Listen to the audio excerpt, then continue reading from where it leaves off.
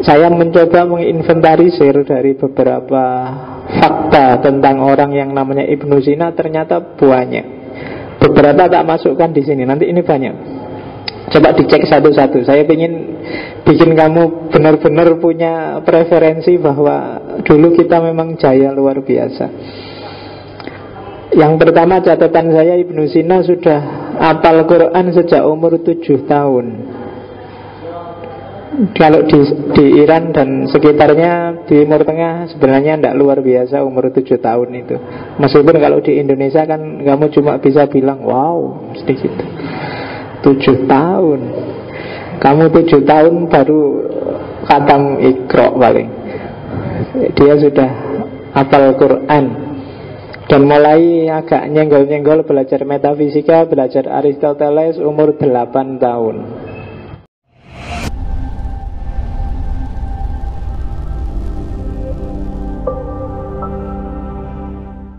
Bismillah. Assalamualaikum warahmatullahi wabarakatuh.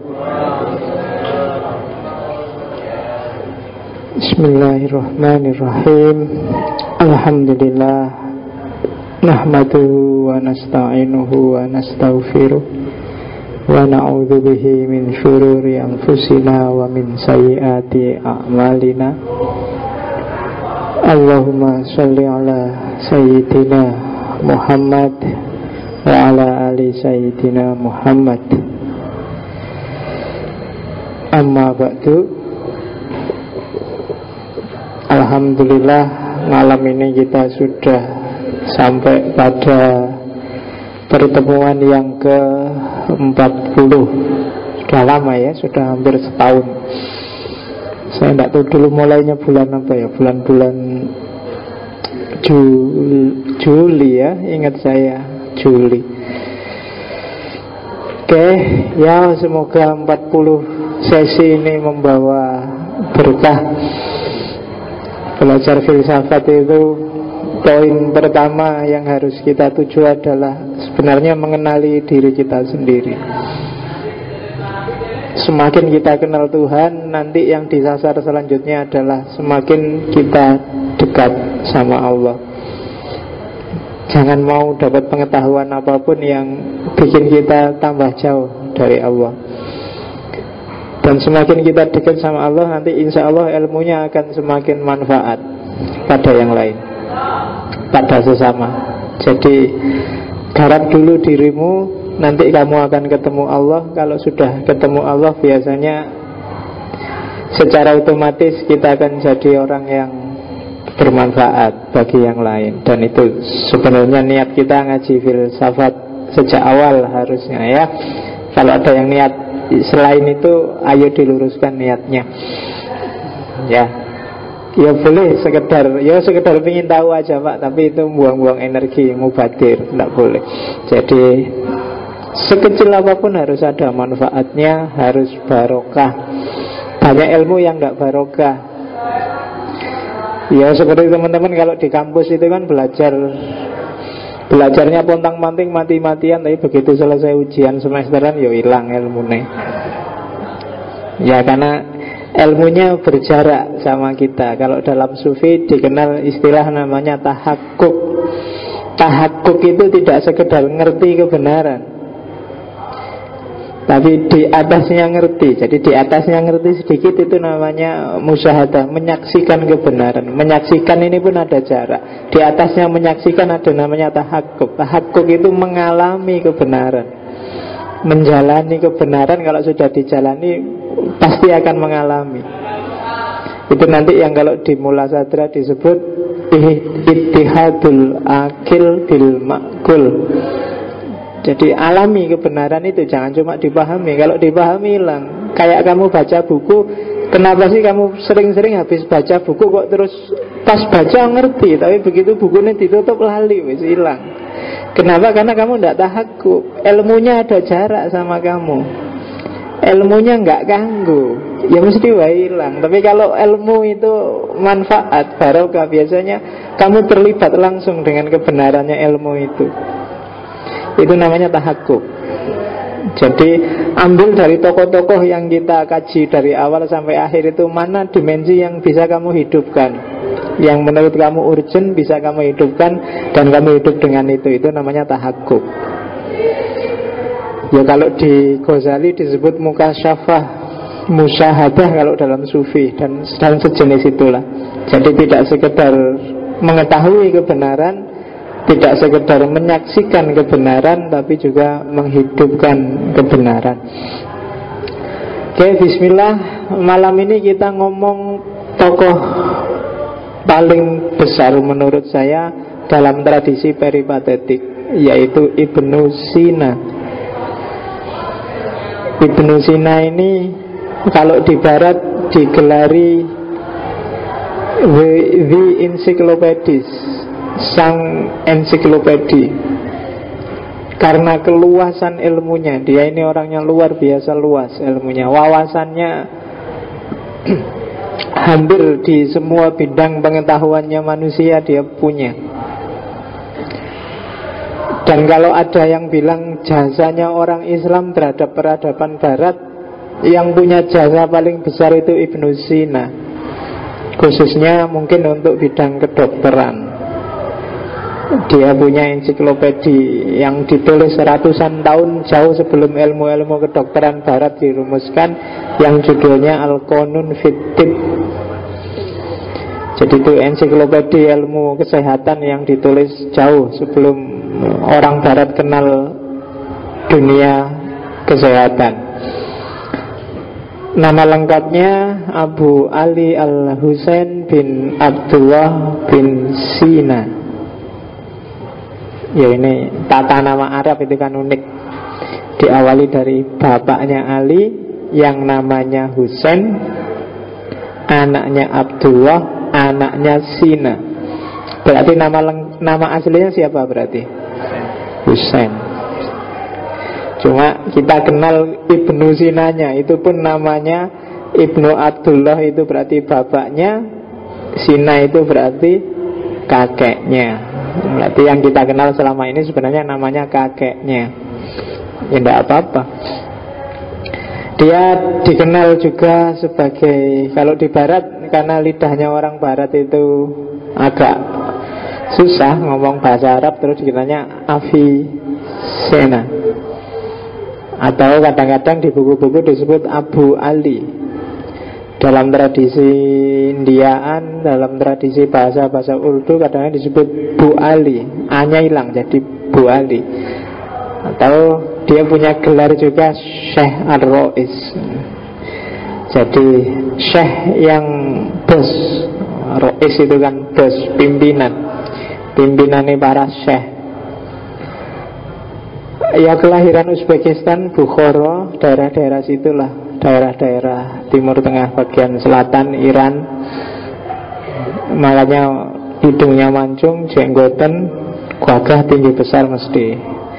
Jangan dijajar sama orang Indonesia, nggak ada apa-apanya. Dari hidungnya aja sudah menang orang sana. Ya, kalau nggak percaya loh, teman-teman Iran itu kan gagah-gagah, tinggi besar. Karena dari sana asal-usul ras Arya yang kita kenal, yang jadi cikal bakalnya Eropa itu kan, yang diawali dari Himalaya dan sebagian nanti masuk ke India. Meskipun India yang pedalaman, India yang asli itu kayak orang Bengali, orang-orang Bangladesh yang hitam-hitam itu. Nah, sementara yang Arya, yang putih-putih, yang bintang-bintang film itu bangsane Shahrukh Khan itu kan, dia bukan asli sebenarnya, campuran ras Arya. Jadi ada bau-bau Iran, ada bau-bau Afghanistan, daerah-daerah situ. Oke, Ibnu Sina. Agak susah menjelaskan seperti apa kebesarannya orang ini. Saya mencoba menginventarisir dari beberapa fakta tentang orang yang namanya Ibnu Sina, ternyata banyak. Beberapa tak masukkan di sini. Nanti ini banyak. Coba dicek satu-satu. Saya ingin bikin kamu benar-benar punya preferensi bahwa dulu kita memang jaya luar biasa. Yang pertama catatan saya, Ibnu Sina sudah hafal Quran sejak umur 7 tahun. Kalau di Iran dan sekitarnya, di Timur Tengah sebenarnya tidak luar biasa umur 7 tahun itu. Meskipun kalau di Indonesia kan kamu cuma bisa bilang wow, sedikit 7 tahun. Kamu 7 tahun baru khatam Iqra paling. Dia sudah hafal Quran. Dan mulai agak nyenggol-nyenggol belajar metafisika, belajar Aristoteles umur 8 tahun. Kamu sudah mau lulus S1, sudah S2, si urung ngerti belas tentang apa itu metafisika, apa itu dia sudah nyenggol-nyenggol itu. Diceritakan dia lama membaca bukunya Aristoteles itu judik, tidak paham-paham karena masih umur 8 tahun. Tapi tiba-tiba dia jalan-jalan di pasar, di toko loak, kalau di Jogja di shopping lah. Tiba-tiba sama penjualnya ditawari, kalau kamu ingin paham Aristoteles, bacaan buku ini loh, bukunya jelek, kumel, dan ini buku apa tuh? Terus iyalah nggak apa-apa dibeli karena tentang Aristoteles. Ternyata bukunya Al-Farabi. Dan dengan bantuan bukunya Al-Farabi inilah nanti dia paham tentang Aristoteles. Setelah dia paham terus wah dia bersyukur luar biasa. Terus dia sedekah, dia bancaan, dia selamatan karena bisa paham tentang Aristoteles. Kan gitu. Sekarang nggak mentradisi gitu ya. Kamu alhamdulillah aku paham Al-Farabi terus kamu bancaan. Alhamdulillah itu salah satu jalan biar ilmunya barokah. Kalau zaman saya dulu di kampung, khatam Quran aja bancaan, makan-makan selamatan luar biasa. Itu kan manifestasi rasa syukur. Dan kalau mau ngaji, kalau mau apa-apa biasanya kirim Fatihah dulu sama yang dikecil. Tradisi-tradisi kayak gini sekarang mulai hilang. Kamu jarang bersyukur. Selamatan kamu anggap bid'ah, jadi enggak pernah bersyukur akhirnya. Sekarang ganti, karena selamatan itu bid'ah, akhirnya perayaannya kan ganti gitu. Perayaan ulang tahun lah, perayaan yang gitu-gitu yang jalan akhirnya. Oke, lokal wisdomnya hilang. Yang kedua, kalau kamu buka Al-Qanun Fiddin, di sana Ibnu Sina sudah membahas tentang kanker, tumor, diabetes. Dia membahas tentang TBC. Ratusan tahun orang barat nggak percaya tentang virusnya TBC itu, sampai nanti orang baru percaya setelah nemu mikroskop. Setelah ada mikroskop orang baru, oh iya ya bener Ibnu Sina dulu, baru gitu. Kalau Al-Qanun Fiddin, kalau di universitas barat dulu, saya nggak tahu sekarang, itu jadi bacaan wajib mahasiswa kedokteran. Saya nggak tahu di sini ada nggak mahasiswa kedokteran. Kalau ada saya mau tanya, ada nggak di mata kuliahmu referensi lah paling nggak, seandainya bukan judul mata kuliah yang merujuk pada Ibnu Sina Al-Qanun Fiddin. Kitabnya bisa kamu download gratis di internet, tebal berjilid-jilid. Kalau di Indonesia mungkin kesulitannya karena tidak ngerti bahasa Arabnya itu yang bikin pening ya. Oke. Ya, dia ahli psikofisiologi, ahli psikosomatik, ahli neuropsikiatri, jadi saraf, bangsa hipnosis, bangsa sekarang. Dia sudah lama ngomong itu. Kita aja yang kurang gaul baru hari ini heboh dengan hipnotisan kayak di TV-TV itu. Neuroscience dia sudah bahas jauh sebelum orang barat ngerti. Dia mendahului Sigmund Freud, dia mendahului Carl Jung. Dia sudah ngomong halusinasi, insomnia, mania, vertigo.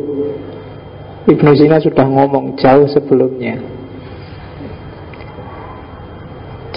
Temuan-temuan saya ini lagi. Yang terus dia juga orang yang merumuskan kode etik kedokteran awal. Misalnya dia ngomong ke muridnya, jangan pernah bilang pada pasien kalau mereka gawat dan penyakitnya nggak bisa diobati. Karena psikologis kalau di Ibnu Sina turut membantu. Jadi kan banyak itu. Kenapa sih sekarang banyak penyakit macam-macam ya? Karena sekarang orang penakut. Kamu takut, kamu gentar sama penyakit, ya penyakitnya datang. Kalau nggak percaya dulu kamu kecil, itu kalau ada hujan, kamu kan malah pingin hujan-hujan. Hujan-hujan itu seneng, luar biasa. Kamu di luar main sepak bola, main apa aja ketika hujan. Tapi coba hari ini, kamu naik motor gerimis kecil-kecil aja, kamu pontang-panting minggir nyari. Kamu takut pilek. Kan itu yang kamu takuti. Apa kamu takut bajumu basah? Nah, kalau baju basah kan nanti bisa dijemur. Paling kamu takut pilek kan. Dan memang kena air dikit sekarang kamu pilek. Itu sebenarnya banyak sugestinya sifatnya. Dan itu sejak awal sudah dibahas oleh Ibnu Sina. Ibnu Sina orang pertama yang menggunakan alat yang disebut termometer. Ibnu Sina juga sempat ngomong tentang fisika kuantum kalau dalam bahasa sekarang. Saya nggak bisa jelasin detail, aku kurang ngerti belas tentang fisika. Cuma di sana istilah-istilah medan energi, istilah-istilah yang dipakai oleh Einstein itu, beberapa istilah sudah dipakai lebih dulu oleh Ibnu Sina. ESQ, Ari Ginanjar, ESQ hari ini yang marak itu, Ibnu Sina sudah membahas itu. Bagaimana keterkaitan antara emosi dengan kecerdasan, antara spiritualitas dengan kecerdasan. Dia juga ngomong tentang kesadaran, yang itu nanti sangat mempengaruhi pelopor filsafat modern di dunia barat, yaitu René Descartes. Sehingga dia mengeluarkan jargon, aku berpikir maka aku ada. Itu sebenarnya jauh sebelumnya tentang kesadaran diri sudah dibahas oleh Ibnu Sina. Di bidang metafisika yang menarik bagi saya adalah dia sudah nulis apa yang banyak dihebohkan orang. Mungkin kalian pernah baca buku yang judulnya The Secret, Law of Attraction, bahwa kalau kekuatan mentalmu kuat luar biasa, nggak ada yang tidak mungkin. Kalau hari ini kamu tegaskan, aku harus dapat pacar yang cakep, dan kamu serius sekali, semua daya upaya intelijensimu kamu arahkan untuk dapat pacar yang cakep, maka alam semesta ini akan menyesuaikan dengan karepmu, dengan kehendakmu. Itu The Secret. Kamu sejak dulu pingin aku ngerti filsafat, tapi neng kampus tidak ada mata kuliahnya. Alam semesta ngatur tiba-tiba, lu ada ngaji filsafat, gratis dapat minum lagi. Itu teorinya The Secret. Jadi kamu pingin apa, kadang-kadang kayak kebetulan ya. Itu tapi itu alam yang ngatur, ada medan energi, dan itu pengaruh mentalmu juga. Pengaruh pikiran, pengaruh mental. Nanti kapan-kapan kamu cari buku The Secret itu. Kalau nggak kuat beli, kamu download aja. Sekarang downloadannya gratis banyak. Ya pakai teori itu, the law of attraction. Jadi orang di sekelilingmu, energi, alam semesta di sekelilingmu akan manut pada perintah mentalmu, perintah intelijensimu. Hanya saja kita sering tidak yakin. Kita itu sering ragu-ragu. Ya alam juga ragu-ragu mau nyupport kamu, wong karepmu tidak jelas. Tapi kalau kamu tegas, harus dapat ini, semester 5 harus dapat, itu kenal tenan mesti. Itu the law of attraction. Harus kumulot aku, harus kumulot. Itu biasanya banyak kebetulan-kebetulan, sebenarnya bukan kebetulan. Ya kebetulan kalau di Indonesia kan sama aja dengan kebenaran. Bodoh-bodoh faktanya. Tapi alam akan, itu the law of attraction. Dan Ibnu Sina sudah ngomong itu ya, meskipun dia tidak ngomong hukum ketertarikan saling tarik menarik antar medan energi. Dan ini nanti kalau di Ibnu Sina dibahasnya di filsafat kenabian. Nanti kita lihat seperti apa hubungannya. Pengobatan dengan lintah, saya lihat ada ya. Ternyata Ibnu Sina juga ngomong bahwa lintah itu bisa menyedot darahmu yang kotor dan bisa mengobati. Kalau di TV-TV kan banyak itu. Jadi jauh sebelum Barat ngomong itu, Ibnu Sina sudah ngomong. Terus dia juga ngomong tentang peredaran darah jauh sebelum William Harvey ngomong. Ibnu Sina juga dapat disebut menurut saya sebagai founding father-nya rumah sakit jiwa.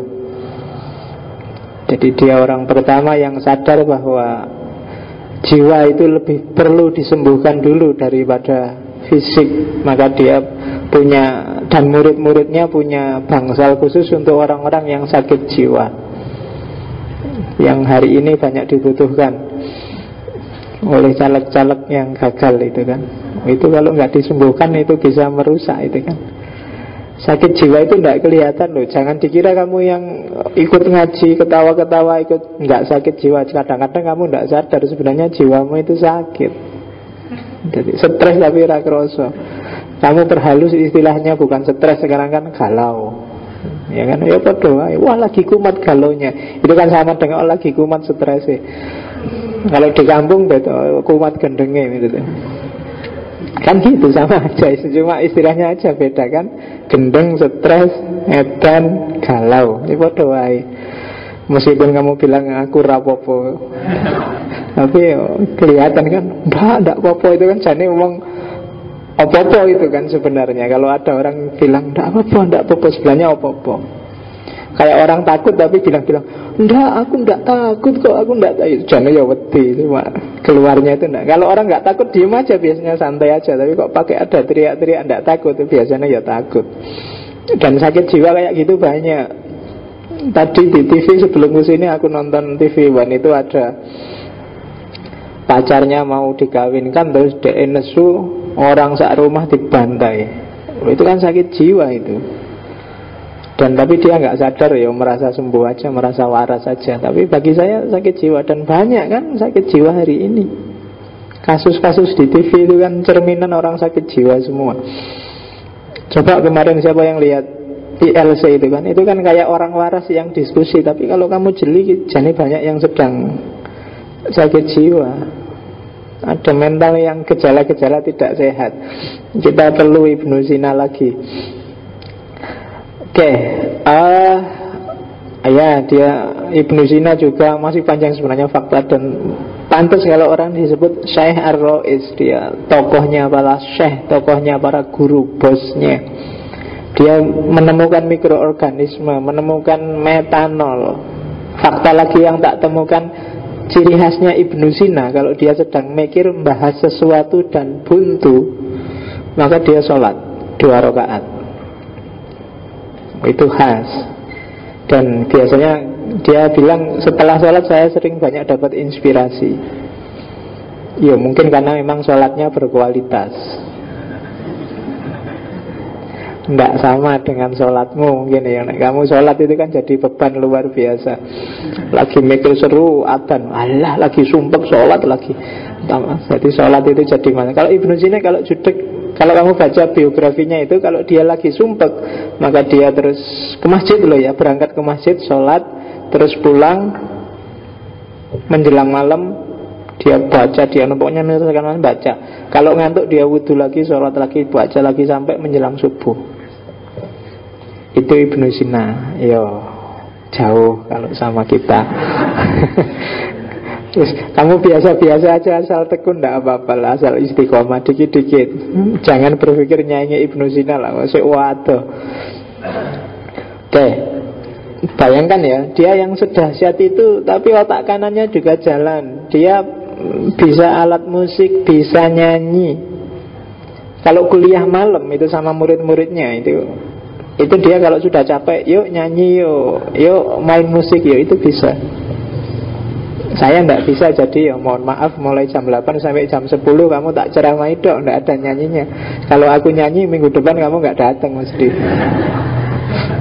Ya, jadi levelnya sudah beda. Kalau Ibnu Sina nyanyi bisa, main musik bisa. Jadi kalau break kuliah, yuk nyanyi sebentar, cari seger-seger, itu bisa. Jadi teori ice breaking itu sebelum kamu capek-capek merumuskan outbound, dia sudah punya. Itu Ibnu Sina. Terus Ibnu Sina adalah orang yang bisa membaca cepat dan menulis cepat. Ada satu cerita, dia paham metafisikanya, buku metafisikanya Aristoteles itu antara lain saat dia jadi pejabat negara atau waktunya perang, yang lain perang sambil melayani pasukannya perang, ngasih senjata, ngasih dia baca Aristoteles dan bisa paham itu. Dia bisa nulis di atas kuda, terkenal kisahnya Ibnu Sina nulis buku di atas kuda itu. Masih banyak yang lain. Ya, dia ilmuwan siapapun, kenapa bisa sedahsyat itu? Karena dia Orang yang sangat kehausan akan ilmu. Ilmuwan siapapun dia kejar. Tidak peduli itu orang Persia, orang Hindu, orang pokoknya dikejar. Jadi termasuk Al-Farabi yang terkenal. Dia tidak enggan berguru ke siapa saja, tidak milih-milih. Ilmuwan siapapun, kenapa bisa sedahsyat itu? Karena dia orang yang sangat kehausan akan ilmu. Ilmuwan siapapun dia kejar. Tidak peduli itu orang Persia, orang Hindu, orang pokoknya dikejar. Jadi termasuk Al-Farabi yang terkenal. Dia tidak enggan berguru ke siapa saja, tidak milih-milih. Tidak kayak kita hari ini. Kita hari ini kan cenderung milih-milih. Kalau mau ngaji aja, ki Ustadz NU mau Muhammadiyah, ini diajari kayak gitu, itu jangan-jangan murtad, jangan-jangan bid'ah. Jadi ya wes, wawasan kita sekecil itu. Tapi kalau Ibnu Sina tidak peduli. Dia bisa menyusup-nyusup ke kuil-kuil untuk belajar. Di situ antara lain misalnya dia belajar tentang ramuan obat itu dari guru-guru Persia, tradisi Zoroastrian. Dan tidak apa-apa wong, tentang ramuan obat kok. Tidak belajar tentang akidah kok. Itu kelebihannya Ibnu Sina. Umur 18 tahun dia sudah jadi dosen. Kamu masih semester 1, semester 2, dia sudah diakui dan ngajar orang-orang besar. Dia sempat jadi pejabat karena orangnya pinter luar biasa, juga tekun, banyak yang iri. Dia sempat juga di penjara, difitnah, di penjara. Tapi di penjara justru dia malah produktif, menghasilkan salah satu masterpiece-nya yang berjudul As-Sifa. Terus setelah dia keluar dari penjara, sudahlah, ternyata politik bukan bidangku, meskipun prestasinya luar biasa. Dan dia melanjutkan untuk dunia ilmu. Ada satu cerita, dia pernah menyembuhkan Khalifah Al-Mansur. Setelah khalifahnya sembuh ditanya, Ibnu Sina kamu minta apa? Terserah kamu mau ngomong apa, wis. Mau minta uang, tanah, istri, istana, tak kasih. Tapi Ibnu Sina hanya minta, tolong biarkan saya bebas masuk ke perpustakaan. Itu aja, perpustakaannya istana. Dan dia nanti di bukunya banyak cerita betapa dahsyatnya buku-buku yang dia akses dari perpustakaannya dinasti Abbasiyah saat itu. Karena memang sedang jaya-jayanya, sedang gandrung-gandrungnya ilmu pengetahuan. Ibnu Sina dikenal workaholic, sehingga dia kadang-kadang tidak peduli dengan kesehatannya. Sampai dia meninggal, ada yang bilang karena kelelahan saking seriusnya, ada yang bilang karena tidak perhatian, kemudian dia kena sakit mah. Ya mungkin dua-duanya, karena dia punya penyakit mah, kemudian kelelahan, mahnya kumat, kemudian meninggal. Dia mati muda, tidak sampai 60, sekitar 50 sekian lah, 57 apa berapa gitu. Tapi karyanya sudah ratusan, 200 sekian karyanya. Bahkan saking cintanya sama ilmu, dia tidak sempat kawin, tidak sempat nikah, dia tidak sempat menikah. Jadi hidupnya hanya untuk ilmu. Dikisahkan sebelum dia meninggal, hartanya dibagi-bagi untuk orang miskin. Semua temannya, kenalannya ditemui satu-satu. Dia mohon pamit, mohon maaf kalau ada salahnya. Hartanya dibagikan semua, terus dia meninggal. Jadi dia orang yang ngerti kapan dia mau meninggal. Mungkin karena saking tajamnya pengetahuannya. Dan jangan salah, Ibnu Sina adalah salah seorang yang mirip Ghazali. Dia berawal dari tradisi rasional dan berakhir di tradisi sufistik, yang nanti dikenal sebagai Al-Hikmah Al-Masyrikiyah. Yang ini nanti jadi rintisan filsafatnya Suhrawardi, yang dikenal sebagai Al-Hikmah Al-Isyraqiyah. Itu Ibnu Sina. Ini kedahsyatannya diakui Barat. Ini beberapa fakta juga yang tak catat, bahwa saking kagumnya orang-orang Barat dengan Ibnu Sina, NASA itu ngasih nama, di bulan itu kan ada kawah-kawah. Nah, salah satu kawah di bulan itu dikasih nama oleh NASA Avicenna. Dan kalau teman-teman jeli, coba surfing di internet, banyak sekali lembaga-lembaga yang pakai nama Avicenna. Klinik, penerbit, sekolah, pengobatan, hotel, itu ada juga yang namanya Avicenna. UNESCO punya agenda namanya Avicenna Prize untuk orang-orang yang berjasa di bidang penelitian. Bahkan ada spesimen pohon bakau yang disebut Avicenna, dan dia mempengaruhi banyak orang. Catatan saya yang sangat terpengaruh oleh Ibnu Sina ya Ghazali, Umar Khayyam, Ibnu Rus, Vincent de Beauvoir, Isaac Newton, William Harvey, Thomas Aquinas, Galileo, Albertus Magnus, René Descartes, dan Yang Buridan. Nama-nama besar di dunia ilmu pengetahuan yang cara berpikirnya sangat dipengaruhi oleh Ibnu Sina. Dan yang paling terkenal belum ditulis di situ adalah Francis Bacon, yang bilang knowledge is power, yang jadi rintisan awal lahirnya revolusi industri dan renaissance di barat. Oke, jadi itu untuk membangun image kita bahwa kita punya orang-orang besar dalam sejarah, dalam peradaban. Kita membanggakan itu, tapi yang lebih penting adalah apa yang kita lakukan sekarang. Orang dulu sedahsyat itu.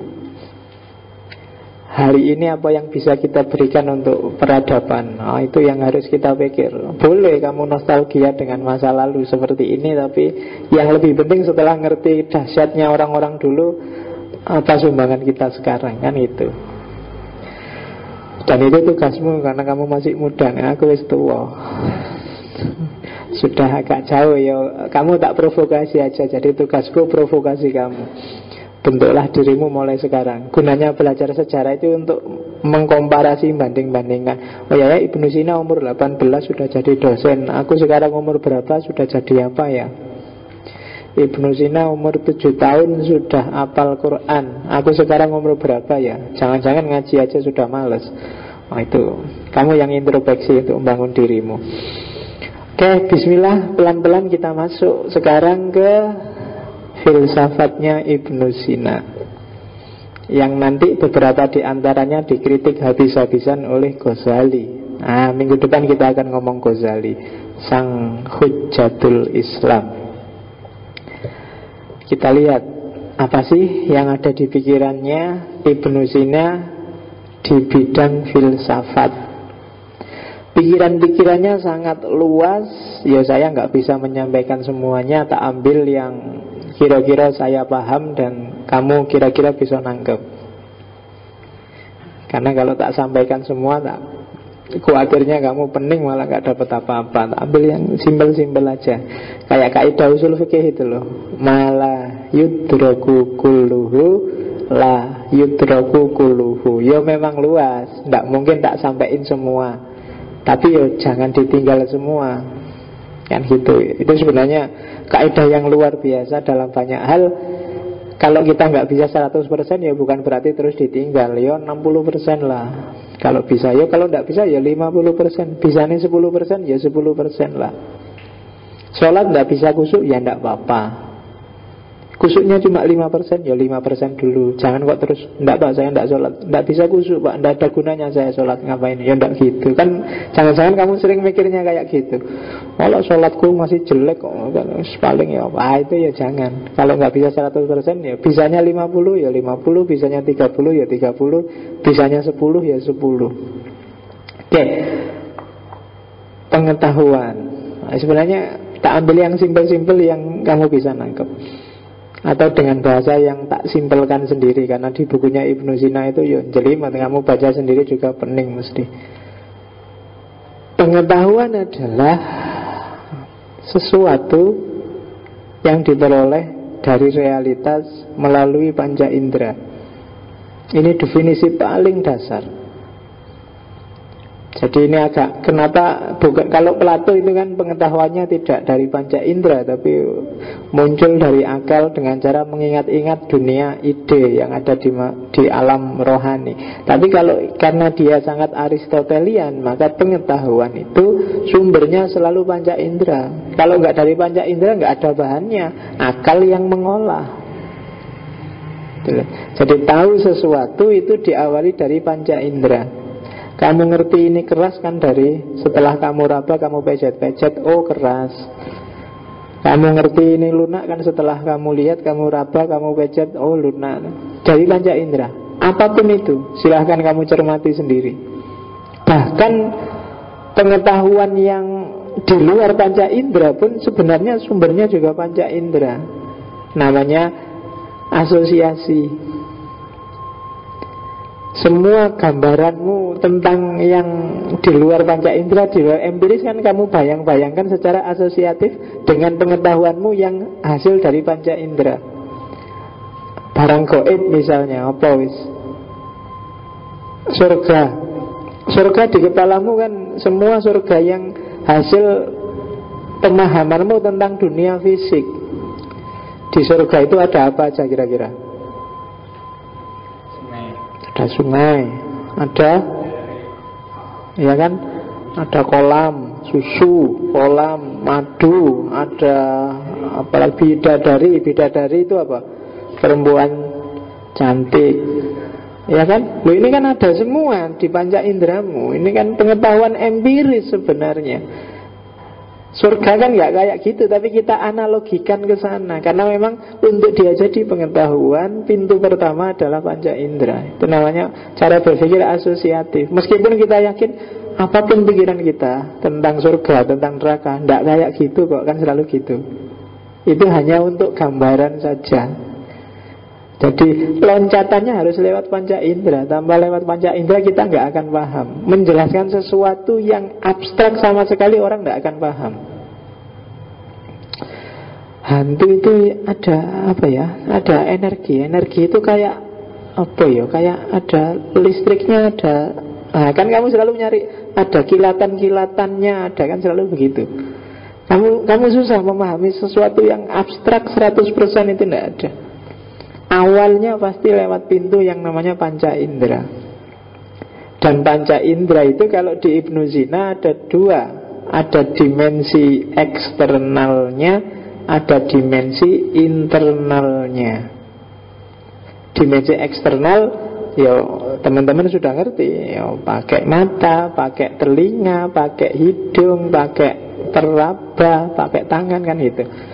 Mata untuk melihat, telinga untuk mendengar, apalagi melihat, mendengar, meraba, pakai tangan apa kulit meraba itu? Tangan. Ya, pakai tangan. Perasa pakai lidah. Terus pencium pakai hidung apa mulut?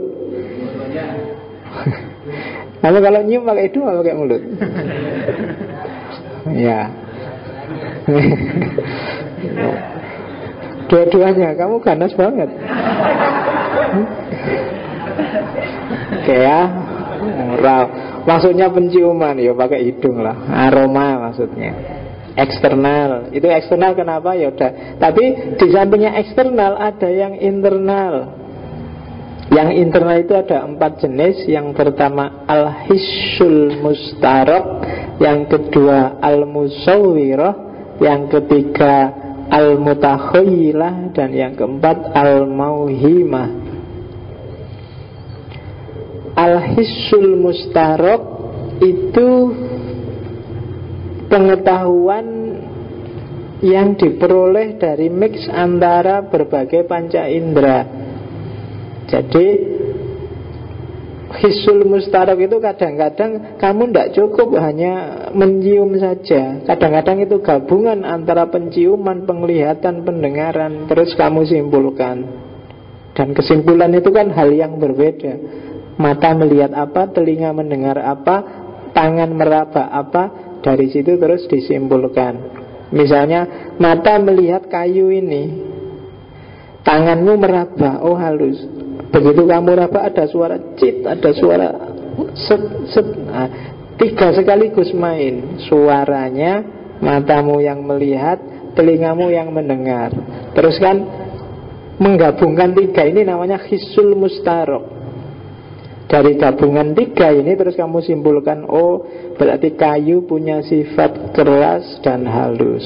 Nah, itu namanya his al-mustarok. Oke.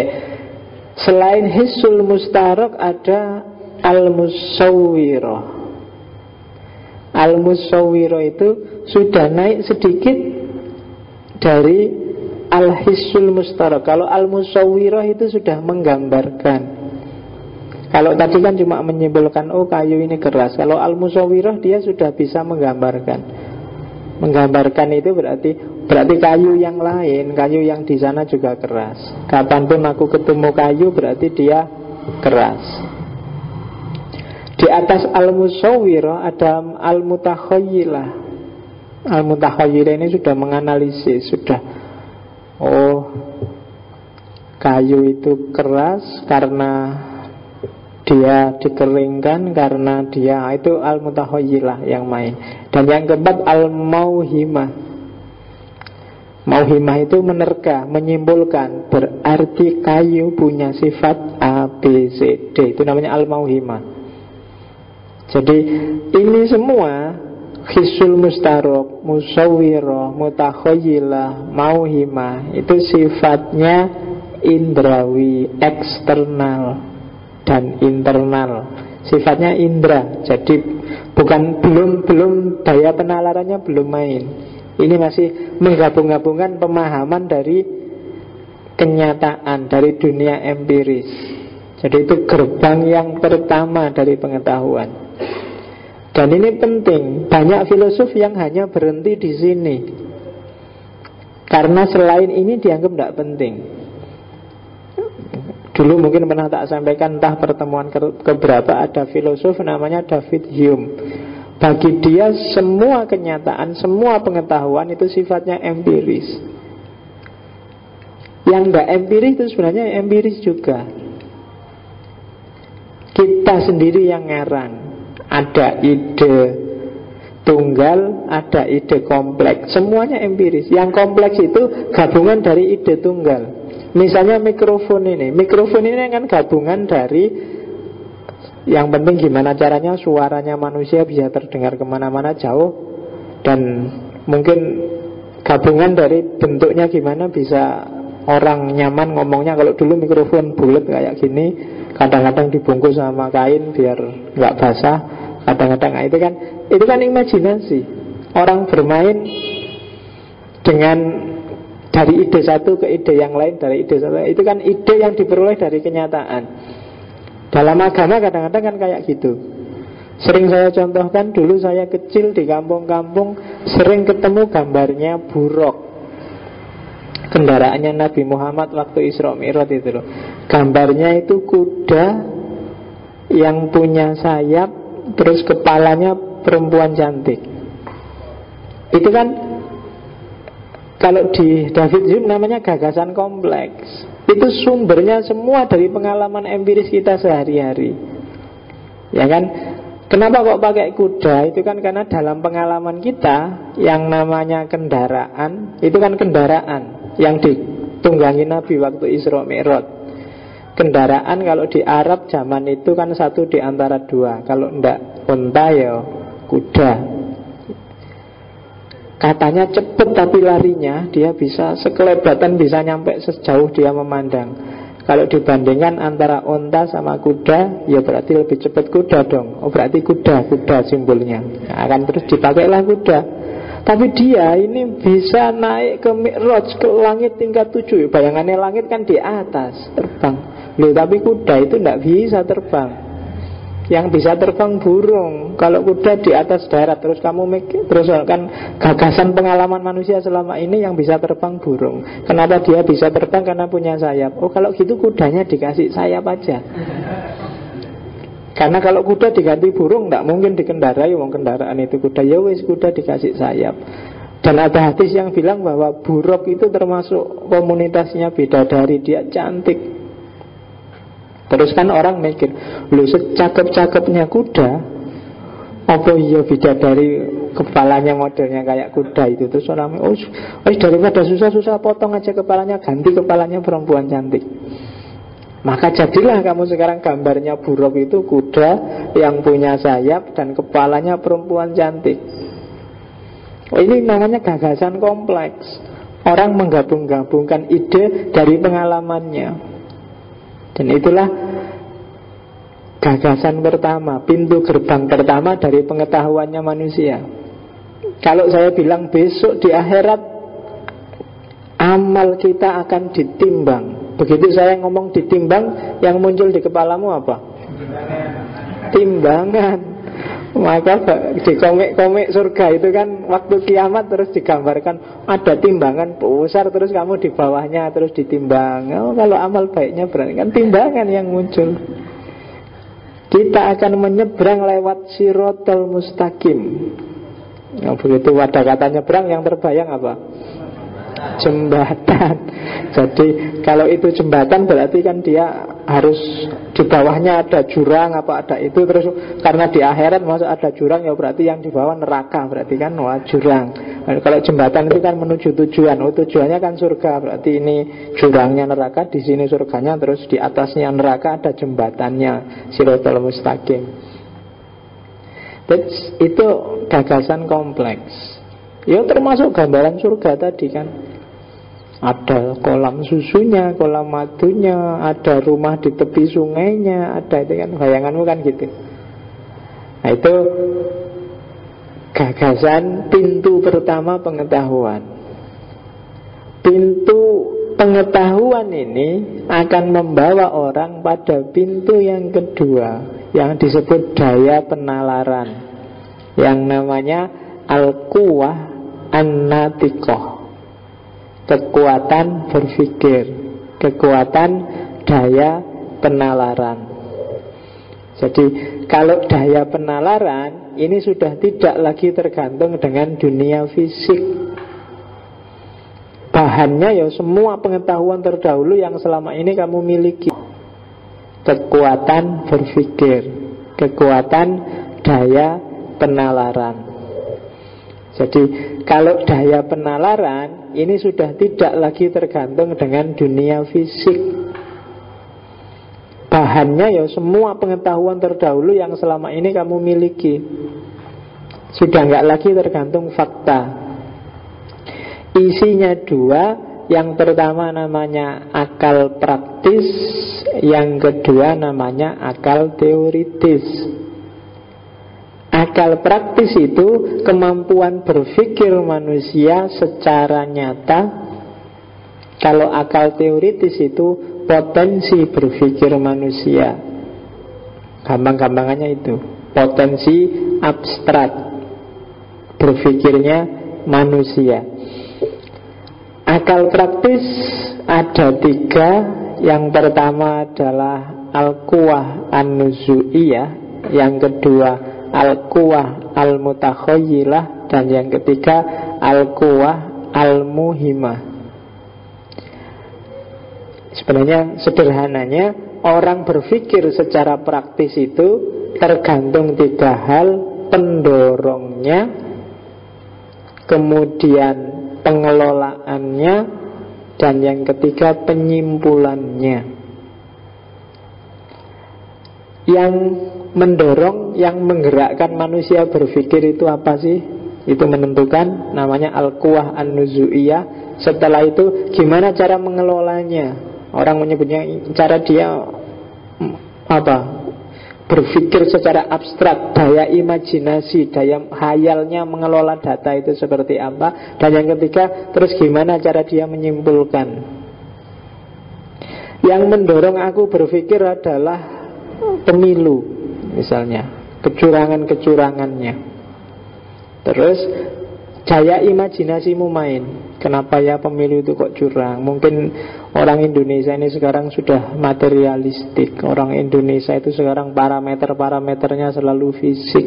Yang dicari hanya kesenangan sesaat. Pakai money politik lagi. Nah, itu kan mikir. Tambah kamu tergantung faktanya, tambah kamu sibuk siapa yang disogok, siapa yang nyogok. Tapi ini main. Ini namanya kekuatan al-mutakhoyilah. Kamu nyambung-nyambungkan data di kepalamu. Setelah itu terus terakhir kamu simpulkan, berarti solusinya adalah gimana caranya paradigma berpikirnya orang Indonesia itu jangan materialis lagi. Nah, itu namanya al-quwah al-muhimah. Jadi cara berpikir yang tidak tergantung dengan dunia nyata, tidak tergantung dunia empiris, mengandalkan kekuatan akalnya saja, kekuatan rasionya saja. Kenapa ya remaja hari ini itu kok banyak yang males misalnya? Wah, terus kamu mikir sendiri, apa sebabnya males itu? Mungkin karena masa depannya suram, apa karena negaranya tidak menjanjikan, apa karena warisan genetik nenek moyangnya, apa karena, kan gitu. Nenek moyang kita kan pelaut. Loh ya kan? Pelaut itu kan hidupnya pasrah, lillahi ta'ala, wong hidup di laut Ada badai, ada topan, ada itu ya monggo tinggal berdoa semoga selamat sampai tujuan. Itu pelaut. Coba nenek moyang kita adalah bisnismen, mungkin DNA-mu beda, kamu jadi orang agresif, aktif. Tapi karena pelaut dan petani, maka kita mewarisi DNA yang agak nyantai. Mungkin. Itu kan mikir, aku nggak ngerti faktanya gimana. Itu kan hasil reko-reko akalku sendiri. Itu namanya akal praktis. Di atas akal praktis ada akal teoritis. Akal teoritis itu, kalau tadi akal praktis meskipun tidak berpikir tentang realitas, tapi dia diinspirasi oleh realitas di al-quwah al-nuzu'iyah. Tapi kalau begitu masuk akal teoritis, sudah nggak ada hubungannya lagi sama sekali dengan realitas. Akal teoritis isinya 3. Al-aqlu bil quwah, potensi akal untuk menangkap esensi, menangkap hakikat. Kemudian al-aqlu bil malakah, yang tadi cuma potensi, ketika direalisasikan sebagian, itu namanya al-aqlu bil malakah. Kalau sudah direalisasikan sepenuhnya, namanya akal aktual. Jadi berpikir tentang misalnya apa ya hakikatnya hidup ini, apa sih intinya manusia itu, apa sih rahasianya kenapa hidup kita ini ya. Itu namanya kita berada di wilayah akal teoritis. Kita nyari esensi, nyari hakikat, nyari makna terdalam. Kita punya potensi untuk itu. Itulah yang dibekalkan oleh Allah pada kita, yang tujuannya apa? Mencapai kebenaran yang abadi. Sains barat, sebenarnya ini nanti yang kalau di filsafat, akal teoritis ini berkembang jadi sebuah tradisi filsafat yang namanya filsafat perennial. Kalau di Syed Nasr disebut Saintia Sacra, yang oleh paradigma modern dibuang, dianggap meaningless, nggak ada gunanya.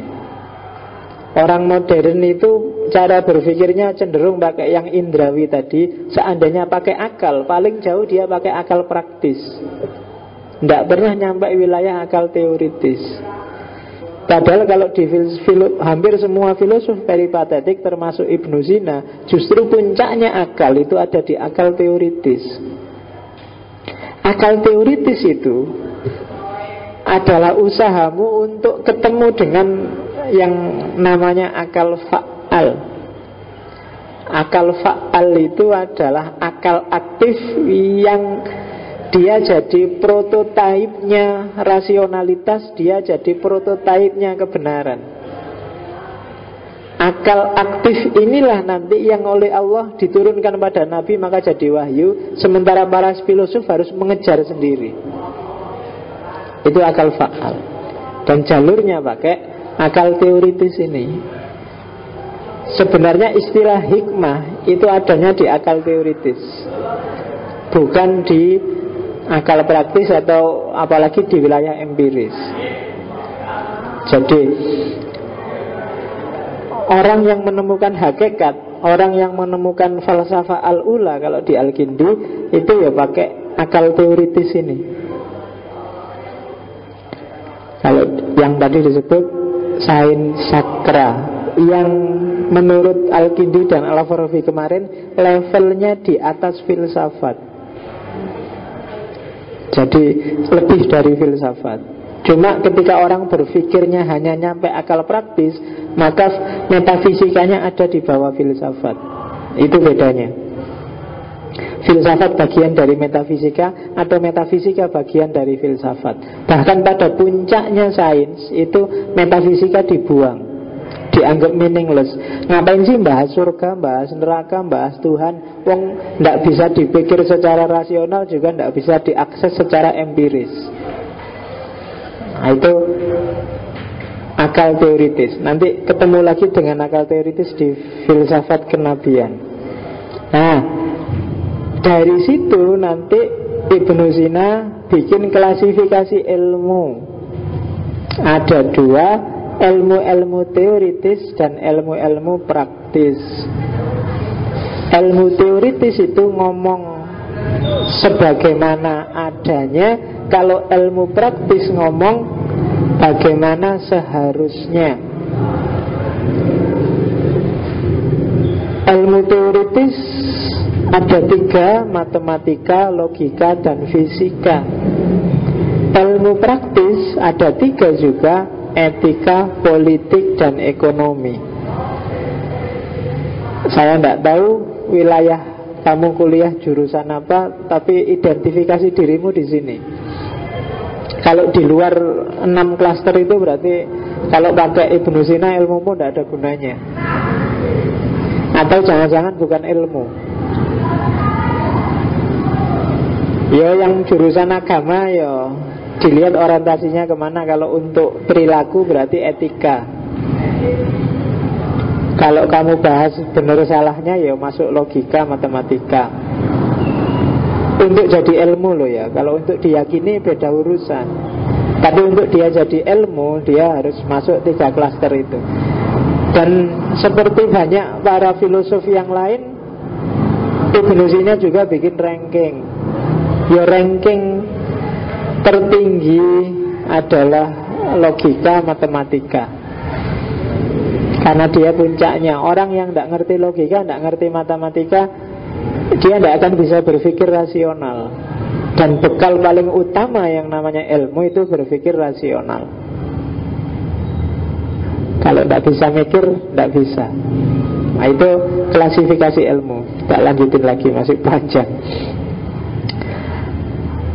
Sekarang membuktikan Tuhan.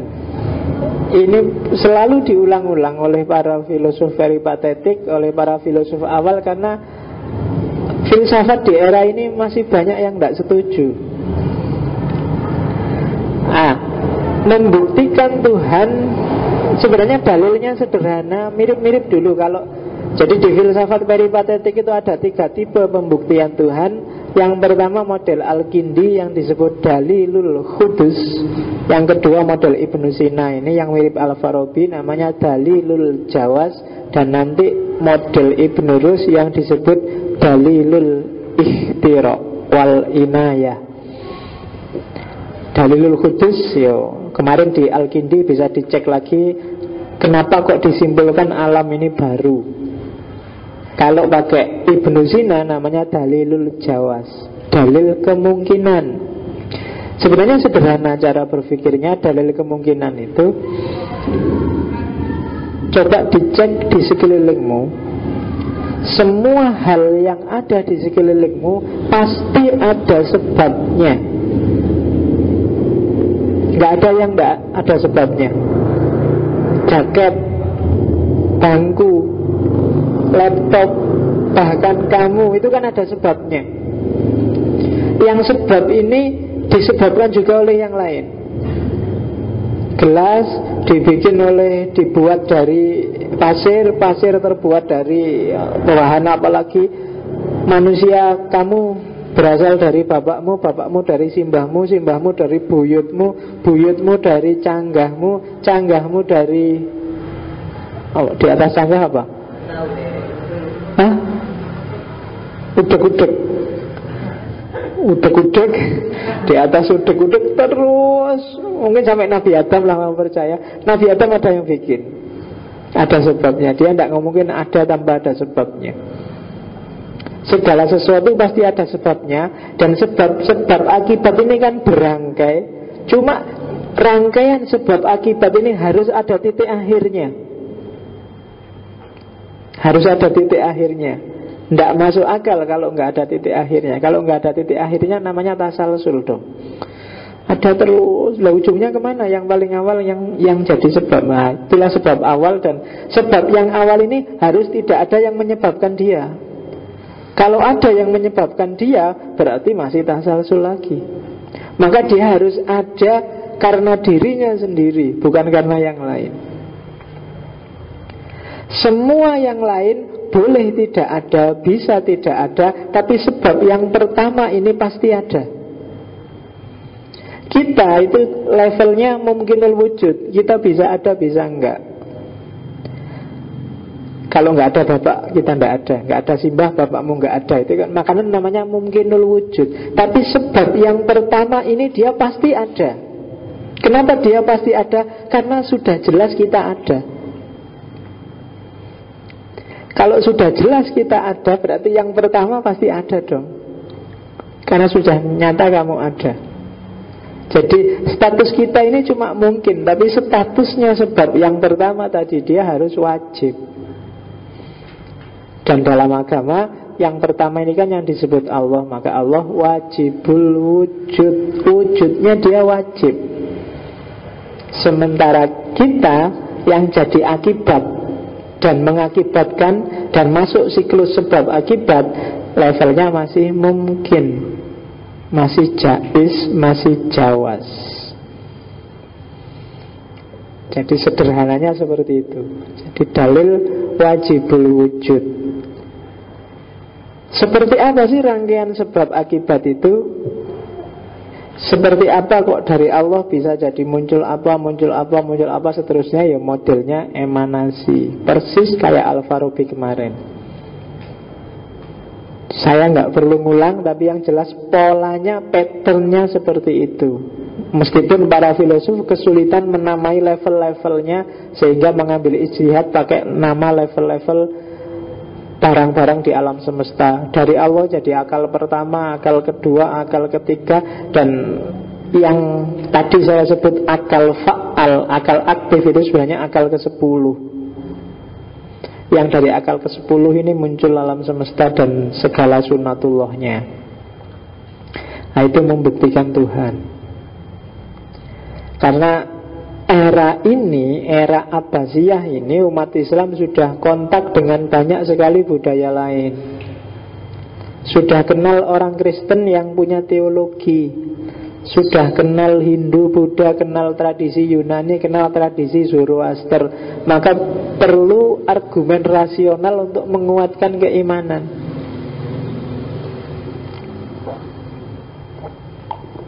Kalau sebelumnya kamu yakin selesai cukup, nggak ketemu siapa-siapa. Tapi begitu ketemu orang lain, sekarang kamu butuh dalil. Kemarin kamu tahlilan santai aja, tahlilan ya tahlilan, selawatan selawatan. Begitu ketemu orang yang anti tahlil dan anti selawat, terpaksa sekarang kamu bikin dalil tentang tahlilan dan selawatan.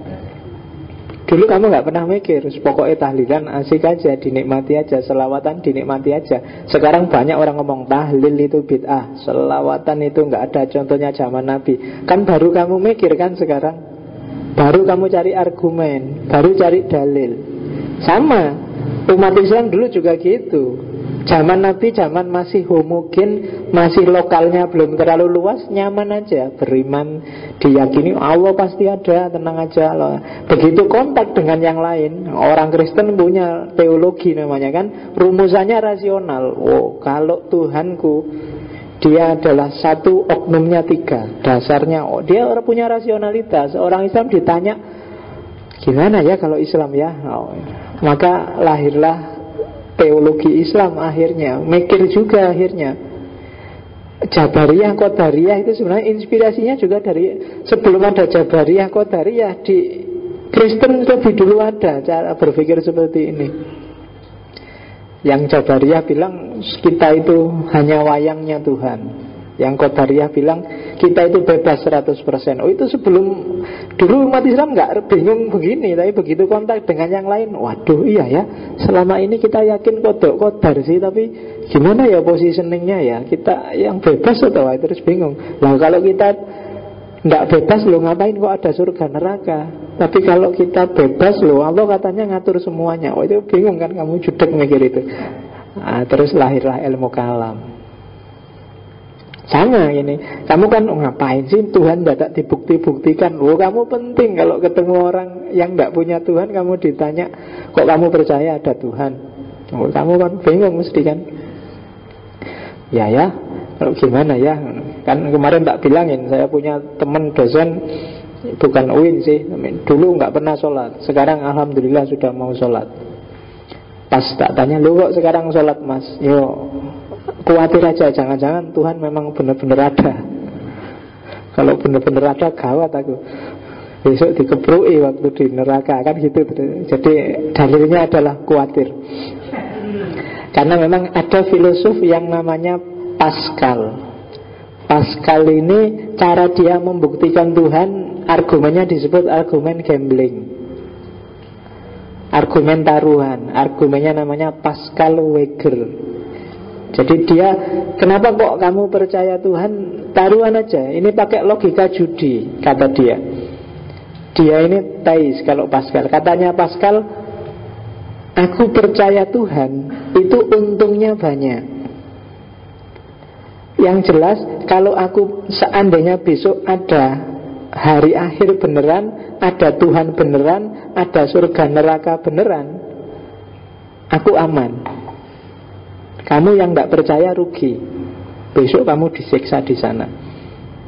Seandainya nggak ada Tuhan, ya tidak apa-apa. Aku tidak rugi apa-apa, kamu juga tidak rugi apa-apa. Besok kita di akhirat sama-sama, tidak apa-apa.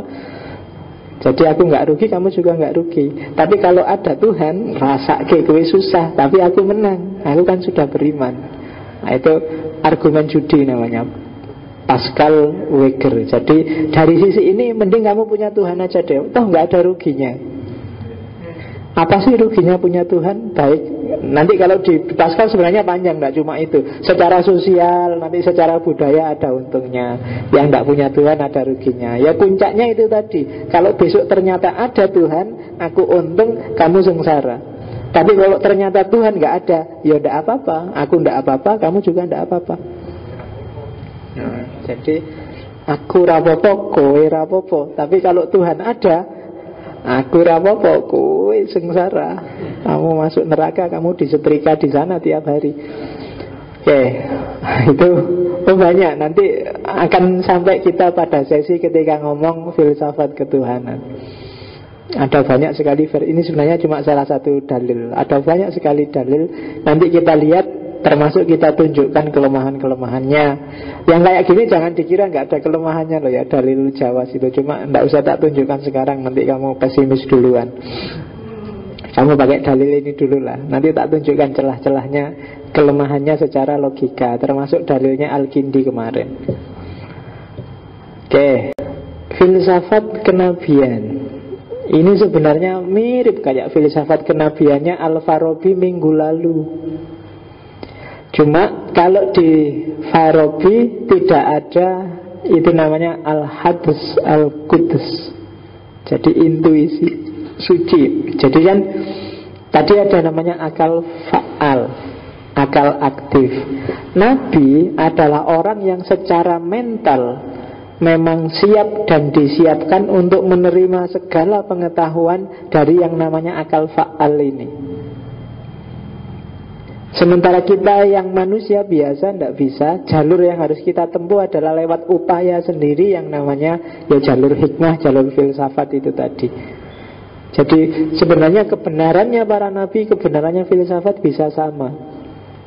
Hanya saja kalau nabi dia punya keistimewaan dikasih langsung oleh Allah, ya untuk kepentingan kita juga. Karena kalau nunggu manusia sendiri yang nyari, kadang-kadang banyak manusia yang lupa, banyak manusia yang cuek, terpaksa harus ada nabi.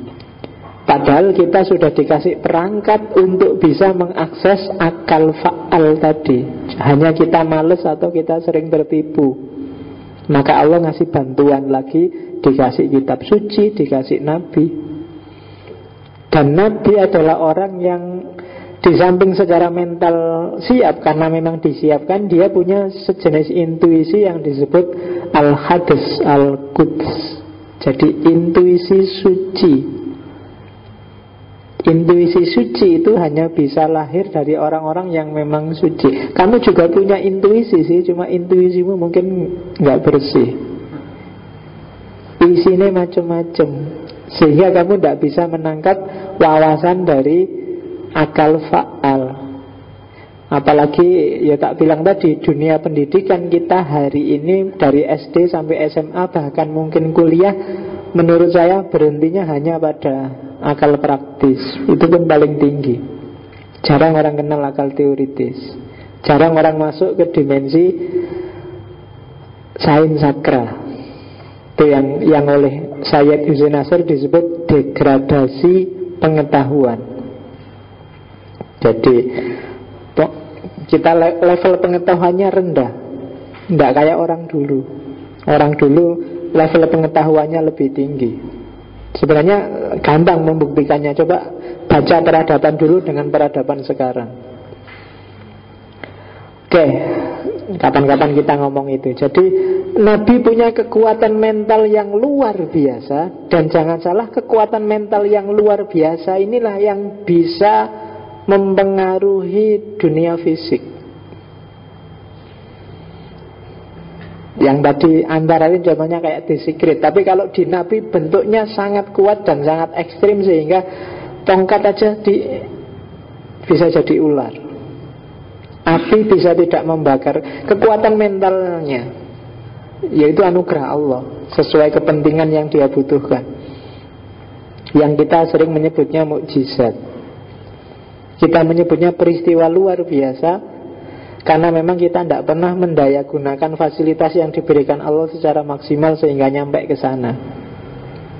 Itu Ibnu Sina. Jadi potensi-potensi untuk tongkat berubah jadi ular, untuk kamu dibakar tidak mempan, itu sebenarnya ada.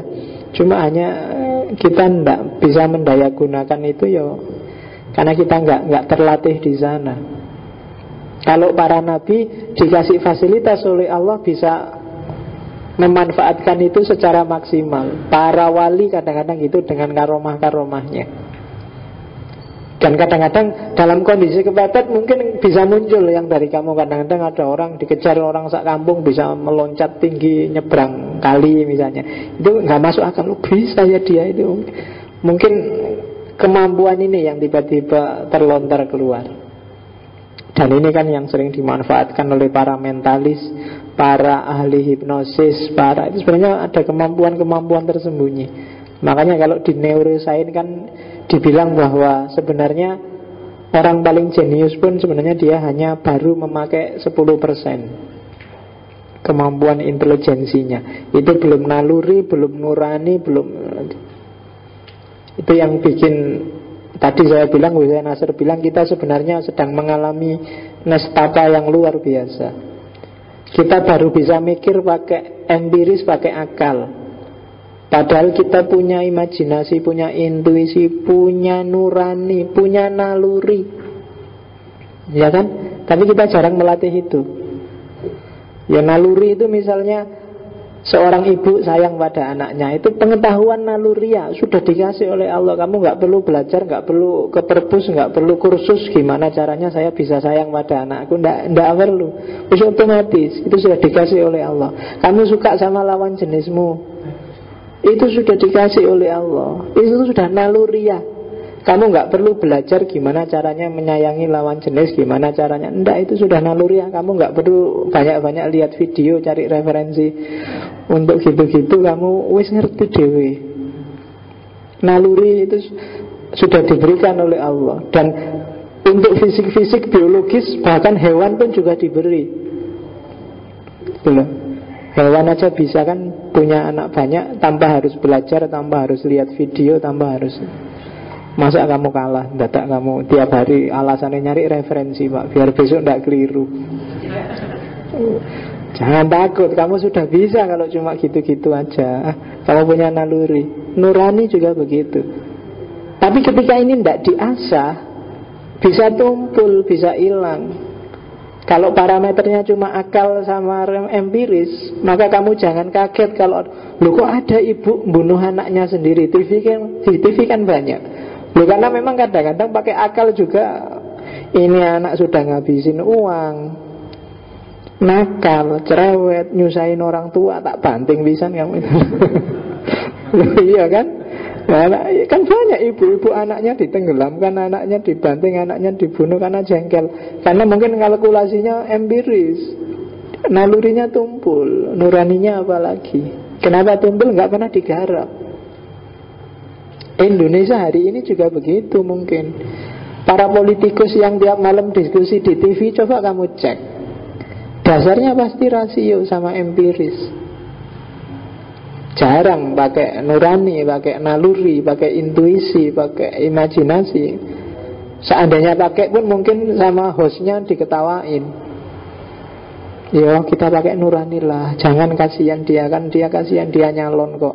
Wong itu haknya. Jarang gitu, mesti bantai-bantaian, pakai rasio. Dan kalau rasio jangan salah, rasio itu parameter. Kalau kita hanya pakai rasio, jangan heran kalau jatuhnya pasti relativisme. Karena rasio, rasionalitas itu banyak. Kalau bahasa filsafatnya Al-Kasroh, the many, kita belum ketemu Tuhan. Maka coba kamu lihat, misalnya Indonesia Lions Club, pesertanya 20, setiap orang ngomong dan rasanya kok ya rasional semua ya. Tokoh ini ngomong, iya ya masuk akal. Ganti orang itu, oh iya masuk akal juga, ya masuk akal semua ya. Itulah akal. Coba pakai angle yang berbeda misalnya. Makanya kasus-kasus pengadilan kadang-kadang yang salah bisa menang, yang keliru bisa sukses. Kenapa? Akal. Jangan berhenti di situ. Maka para filosof zaman dulu jarang pakai istilah akal, tapi biasanya pakai istilah intelijensi. Tidak dalam definisi rasio. Oke, itulah filsafat kenabiannya Ibnu Sina. Nah, sekarang ngomong jiwa. Ibnu Sina punya teori yang khas, yang beda sama filosof yang lain, bahwa jiwa sama tubuh itu dua hal yang berbeda. Jasmani itu hanya kendaraan, esensinya adalah jiwa, ruhnya. Dan jiwa itu isinya tiga, ada daya nabati, ada daya hewani, ada daya insani. Jadi dirimu sebagai manusia itu punya tiga daya ini, esensi kemanusiaan kita. Jadi kalau ada orang bilang, mbok kamu yang manusiawi, manusiawi berarti berpihak pada tiga daya itu, yaitu daya nabati, daya hewani, daya insani. Kalau daya nabati itu isinya tiga, makan, tumbuh, berkembang. Persis kayak tumbuh-tumbuhan. Kamu merasa butuh makan tiap hari, kamu merasa pingin tumbuh, pingin berkembang biak, pingin punya istri, pingin punya anak, pingin kawin dan seterusnya. Itu daya nabati. Jangan dibunuh. Itu kalau nggak ada ini kita nggak bisa hidup juga. Jadi daya tumbuh-tumbuhan. Cuma jangan berhenti di situ. Kalau kamu tiap hari hanya mikir gimana caranya makan, malam ini makan di warung mana, besok pagi mikir makan di warung mana lagi. Kalau tiap hari yang kamu pikir itu berarti jiwamu berhenti di daya nabati saja. Kamu harus naik kelas dikit. Kalau kamu cenderung malas, itu biasanya juga ada di nabati. Kenapa ya kok aku malas? Itu biasanya daya insani sama daya hewaninya agak mati. Yang kamu pikir cuma gimana caranya seneng-seneng, gak usah gerak-gerak, gak usah berusaha ngapa-ngapain. Yang penting bisa makan, bisa tumbuh, bisa hidup, bisa kawin, punya anak banyak. Nanti anaknya kawin lagi, punya anak lagi, dan seterusnya. Itu daya nabati. Di atas daya nabati ada daya hewani. Kalau sudah hewan, sudah ada gerak, sudah punya insting. Ya mengetahui itu insting. Sudah mulai, kalau tumbuhan itu kan tidak berdaya. Kalau sudah di situ ya di situ. Kalau hewan enggak, sudah mulai ngerti. Oh, milih tempat yang teduh, milih yang enggak panas, milih yang enggak bahaya, itu hewan. Naluri, insting itu jadi senjatanya. Pingin enak, menghindari susah, itu daya hewani. Nah, kalau levelmu naik dikit dari daya nabati, ya daya hewani. Jadi sudah mulai ada gerak. Cuma geraknya juga dalam rangka cari seneng sendiri. Gimana? Ya makanya nafsu itu biasanya adanya di hewan. Pingin seneng, hasrat, ambisi. Itu daya. Di ruhmu ada, dalam jiwamu ada kekuatan ini. Harus hidup, jangan dibunuh, tapi dikendalikan. Dan yang ketiga daya insani. Akal teoritis, akal praktis. Yang tadi puncaknya adalah daya insani. Yang harus nyetir, yang harus jadi jantungnya adalah daya insani. Baik di level akal praktis maupun di level akal teoritis. Disinilah nanti ketika sampai ngomong jiwa, Ibnu Sina geser masuk ke dunia yang cenderung sufistik.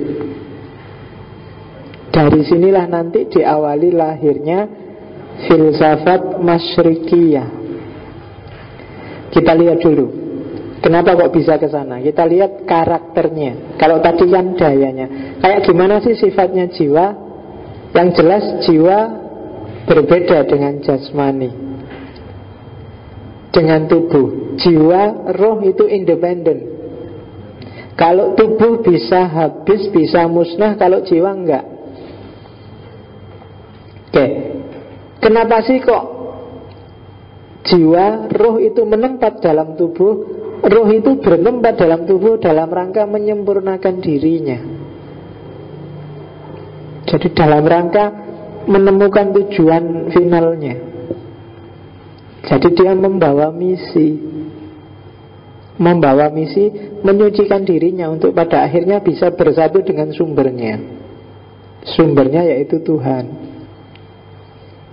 Jadi jiwa yang ada dalam dirimu itu, dia punya misi, dia punya tugas. Jangan dilupakan. Kamu jangan terpesona. Misimu di dunia ini adalah menyucikan jiwa biar nanti bisa kembali lagi ke Tuhan, kembali lagi ke asalnya. Kasihan dia sekarang terpenjara oleh jasmanimu, oleh tubuhmu, oleh badanmu. Jadi sekali-sekali kamu ajak dialog dirimu. Kalau nanti di kamar kamu lihat di kaca, terus ngobrol loh. Ini yang ada di kaca ini kan cuma tubuhnya. Yang di belakang ini ada jiwanya. Dia punya misi. Sekarang kayak gimana ya kondisi roh yang ada dalam diriku ini, tingkat kebersihannya seperti itu. Kalau dalam agama disebut muhasabah. Sekali-sekali lah harus kamu lakukan. Jangan nonton sepak bola terus. Oke. Ya. Ya, jagomu nanti malam sob. Chelsea melawan Atletico. Oke, jadi jiwa beda dengan jasmani. Besok, ini nanti yang dikomplain oleh Ghazali, besok yang dihisab, yang disiksa atau dikasih balasan bukan jasmani ini, tapi jiwamu. Yang bangkit bukan fisik ini, tapi jiwa. Itu nanti yang diprotes oleh Ghazali, karena Ghazali positioningnya sebagai seorang teolog yang terikat oleh ayat, terikat oleh dalil, terikat oleh hadis. Bagi Ghazali yang bangkit tidak cuma jiwanya, tapi juga badannya. Makanya mungkin lagu Indonesia Raya itu ada pengaruhnya Ghazali, karena bangunlah jiwanya, bangunlah badannya. Kalau pengaruhnya Ibnu Sina, bangunlah jiwanya aja. Kalau badannya itu tidak penting, badan itu penjara kok. Di surga kan merasakan kenikmatan. Loh, nikmat atau sakit atau sengsara itu kan jiwa. Jasmani itu orang mati, begitu ditinggalkan jiwanya, kamu pukuli pun dia nggak terasa. Sakit atau enggak tergantung jiwanya. Dipukuli kadang-kadang seneng, kalau jiwanya pas lagi seneng, yang mukul-mukuli pacarnya misalnya, ya kan, dijiwiti sama pacarnya malah minta dijiwiti lagi. Loh, itu fisiknya kan sakit, tapi karena jiwanya seneng, wah enak, terus lagi jiwit kan gitu. Ya kan, jiwanya. Maka siksaan luar biasa itu ada pada jiwanya, baik surga atau neraka. Loh, kan gitu.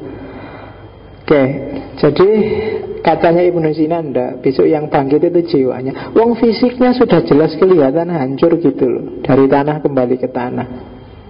Kalau di Ghazali, loh besok dibikinkan fisik lagi.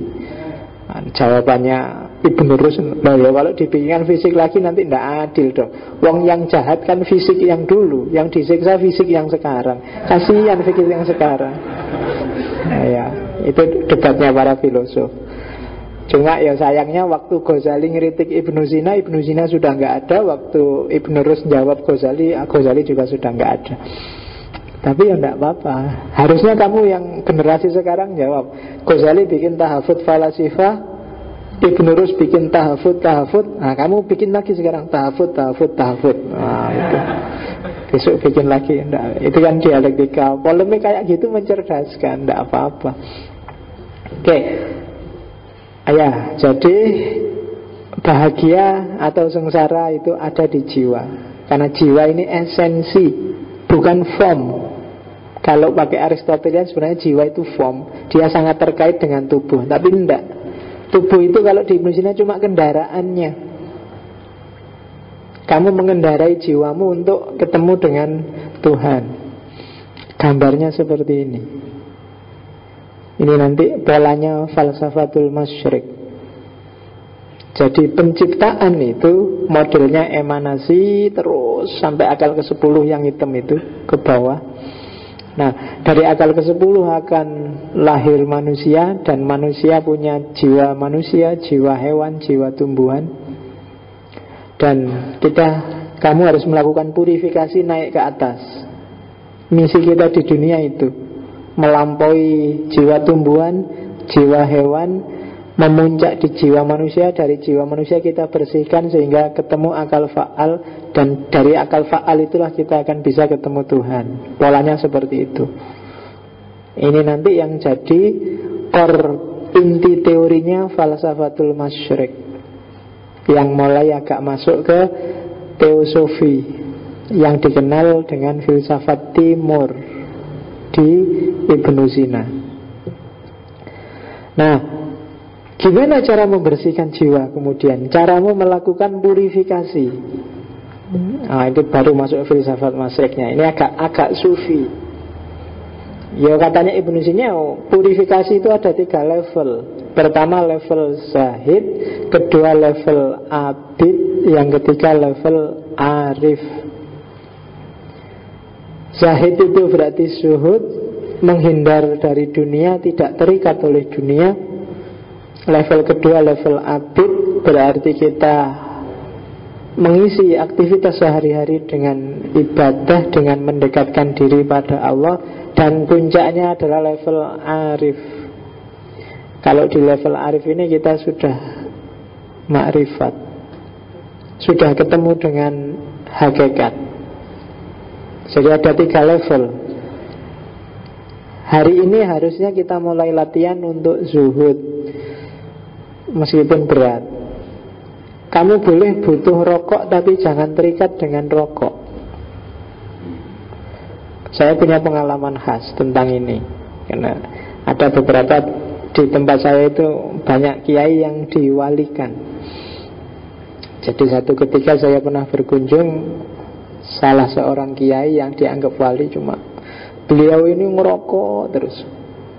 Ya karena banyak tamunya, yo saya diem aja sambil tanya, iki Pak Yai ngerokok terus, padahal banyak yang bilang rokok itu haram.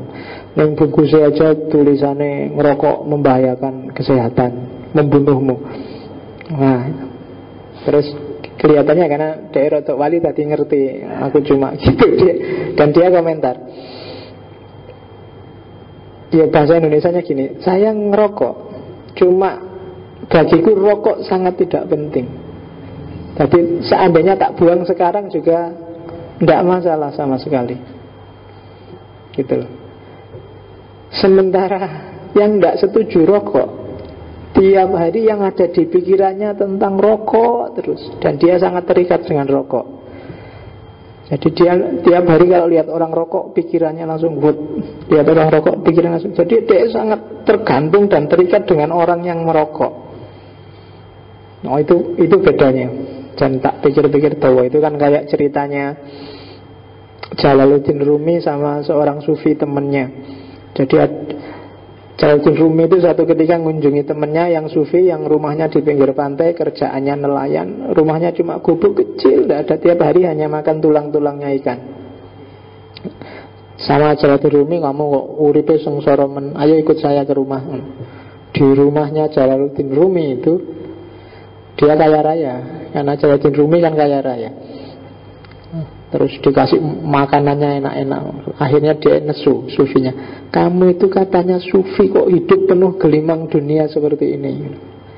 Jawabannya Jalaluddin Rumi, aku hidup seperti ini, tapi di pikiranku tidak ada sedikit pun dari barang-barangku ini. Sementara kamu yang tiap hari makan tulangnya ikan, memimpikan barang-barang, yang ada di pikiranmu hanya barang-barangku yang seperti ini. Jadi itu kan abad kan sampai level itu. Jadi kamu punya segalanya, tapi nggak ada sedikit pun yang mengikatmu. Seandainya detik ini hilang semua, kamu nggak kaget, ya nggak nangis, ya itu namanya nggak terikat.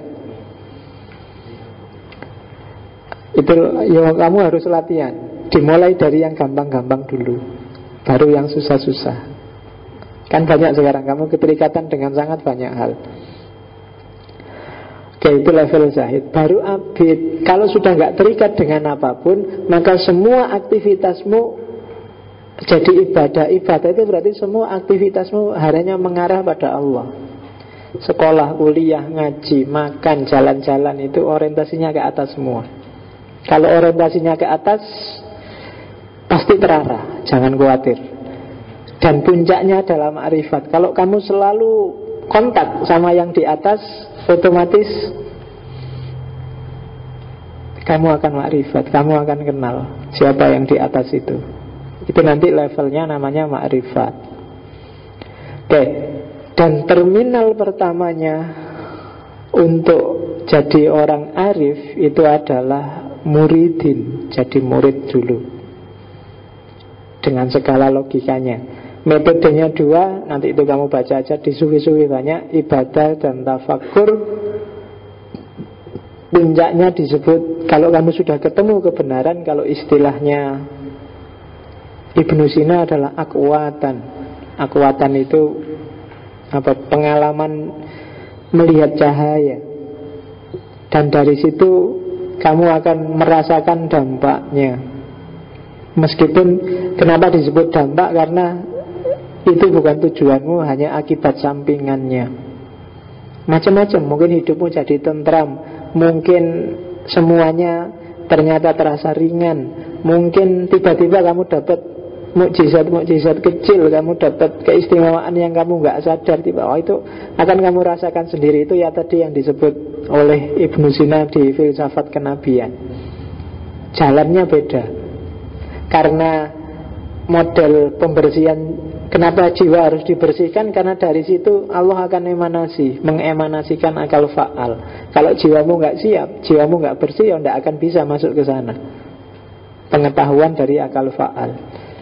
Maka metodenya beda sama para filosof. Kalau para filosof dia naik sendiri. Kalau kamu nggak sanggup naik, berarti kamu ambil jalur yang lain. Bersihkan jiwamu, biar yang di atas turun. Kalau para filosof levelnya Ibnu Sina gampang, karena dia kapasitasnya nyampe, maka dia mencapai makrifat dengan akalnya. Kalau kita kan agak berat. Caranya Ibnu Sina pakai jalur kedua, pembersihan jiwa. Bersihkan jiwamu. Kalau dua-duanya nggak bisa, ya kita berdoa aja semoga bisa. Loh iyalah, karena tidak akan bisa kembali ke Allah kecuali an-nafs al-mutmainnah, dan jalannya di sini. Oke, dan itulah nanti jadi cikal bakal namanya al-hikmah al-masyrikiyah, filsafat timur, hikmah timur, dari rasional ke spiritual. Dan itu nanti akan memicu lahirnya generasi baru pelanjutnya filsafat peripatetik yang dikenal filsafat iluminatif. Itu gelombang kedua dalam dunia filsafat Islam. Yang kita pelajari hari ini masih gelombang pertama, namanya peripatetik. Ibnu Sina sendiri pernah nulis buku yang judulnya Mantik al-Masyrikiyin. Jadi mantiknya orang-orang yang tercerahkan. Kenapa sih pakai istilah timur? Karena timur adalah simbol dari cahaya, dan barat adalah simbol dari kegelapan. Maka keliru kalau kiblatmu itu barat. Loh iya, timur itu kan matahari terbit dari timur, munculnya cahaya itu di timur, dan tenggelamnya cahaya di barat. Barat adalah simbol dimulainya kegelapan. Maka sebenarnya kita hari ini kebalik. Lah kok timur kiblatnya barat? Harusnya barat yang kiblatnya timur, karena cahaya ada di timur. Karena kiblat kita barat, maka kita juga ikut gelap hari ini. Dan kenapa kok kita dadak nyari kiblat barat? Karena ternyata kita sedang kehilangan cahaya. Padahal cahaya itu ada di tempat kita. Kenapa kita kehilangan cahaya? Karena kita sering membutakan diri sendiri. Banyak jalan yang bikin kita membutakan diri sendiri. Banyak hal yang bikin kita membutakan diri sendiri. Dan Nabi kan sudah lama wanti-wanti, hati-hati, al-Islam mahjubun bil muslimin. Islam itu cahaya, tapi cahaya itu sering teralingi, tertutup oleh orang Islam sendiri. Maka jadilah cahaya, karena kamu sumber cahaya. Lah kok kamu yang bercahaya malah sekarang kiblatnya ke barat. Dan itu sudah diwanti-wanti sebenarnya oleh Ibnu Sina dalam Mantik al-Masyrikiyin. Ya, ada 3 dongeng yang mau saya sampaikan berkenaan dengan filsafat timur ini, karena Ibnu Sina nulis 4 buku sebenarnya. Yang satu Risalah fil Ishq, risalah tentang cinta. Ini sebenarnya kayak buku sufi, cuma yang mau saya bahas 3 novelnya. Dia nulis 3 novel trilogi. Yang kalau orang ngomong filsafat timur, biasanya yang diceritain 3 novel ini. Yang pertama judulnya Hai bin Yaqzan, yang kedua Risalatut Toir, dan yang ketiga Salman wa Absal. Tulisan trilogi novelnya Ibnu Sina ini nanti diadaptasi 3-tiganya oleh Ibnu Tufel dan dikasih judul Hai bin Yaqzan. Sebenarnya isinya sama, mirip-mirip. Yang Hai bin Yaqzan yang Ibnu Tufel itu bisa kamu cari di toko-toko buku banyak. Sebenarnya itu yang mula-mula ngomong tentang Hayy bin Yaqdhan itu adalah Ibnu Sina. Kalau diterjemah, Hayy itu artinya hidup, Yaqdhan itu artinya bangun. Jadi Hayy bin Yaqdhan itu cerita tentang orang yang hidup dan sudah bangun, sudah sadar. Karena banyak di antara kita yang hari ini enggak sadar. Kamu tidak ngerti misi hidupmu. Ngapain kok kamu sekarang hidup di dunia ini? Apa yo cuma untuk kuliah, terus kawin, terus cari kerjaan, terus punya anak dan selesai. Dan doamu tiap hari kan itu, ya Allah berilah rezeki, ya Allah berilah jodoh, ya Allah berilah. Kamu kok cuma minta itu dok? Ada yang lebih esensial yang tidak pernah kamu minta. Kamu parameternya mesti fisik. Amal aja kan kamu minta pahala fisik, sedekah yo dengan harapan kembali dengan yang lebih besar. Kan mesti ngono kamu. Ukurannya kok gitu. Oke, Hayy bin Yaqdhan. Hayy bin Yaqdhan ini kalau di Ibnu Sina ceritanya adalah satu ketika Ibnu Sina dan teman-temannya jalan-jalan di kota. Tiba-tiba ketemu orang tua yang namanya Hayy bin Yaqdhan. Ini orang bijaksana, orang sufi, orang arif, orang alim. Ibnu Sina suka sama orang ini. Terus dia bilang, Syekh Hayy bin Yaqdhan, kalau boleh saya ingin ikut Anda, jadikan aku muridmu. Terus Hayy bin Yaqdhan bilang, tidak bisa, mustahil kamu bisa ikut saya, karena kamu kan tidak mungkin tinggal teman-temanmu, karena itu kan sedang jalan-jalan di kota dengan teman-temannya. Dan ini sebenarnya kisah analogis, alegoris yang luar biasa. Jadi kalau di situ membacanya harus agak jeli. Hayy bin Yaqdhan kalau dicerita itu mewakili akal aktif, sumbernya hikmah tadi.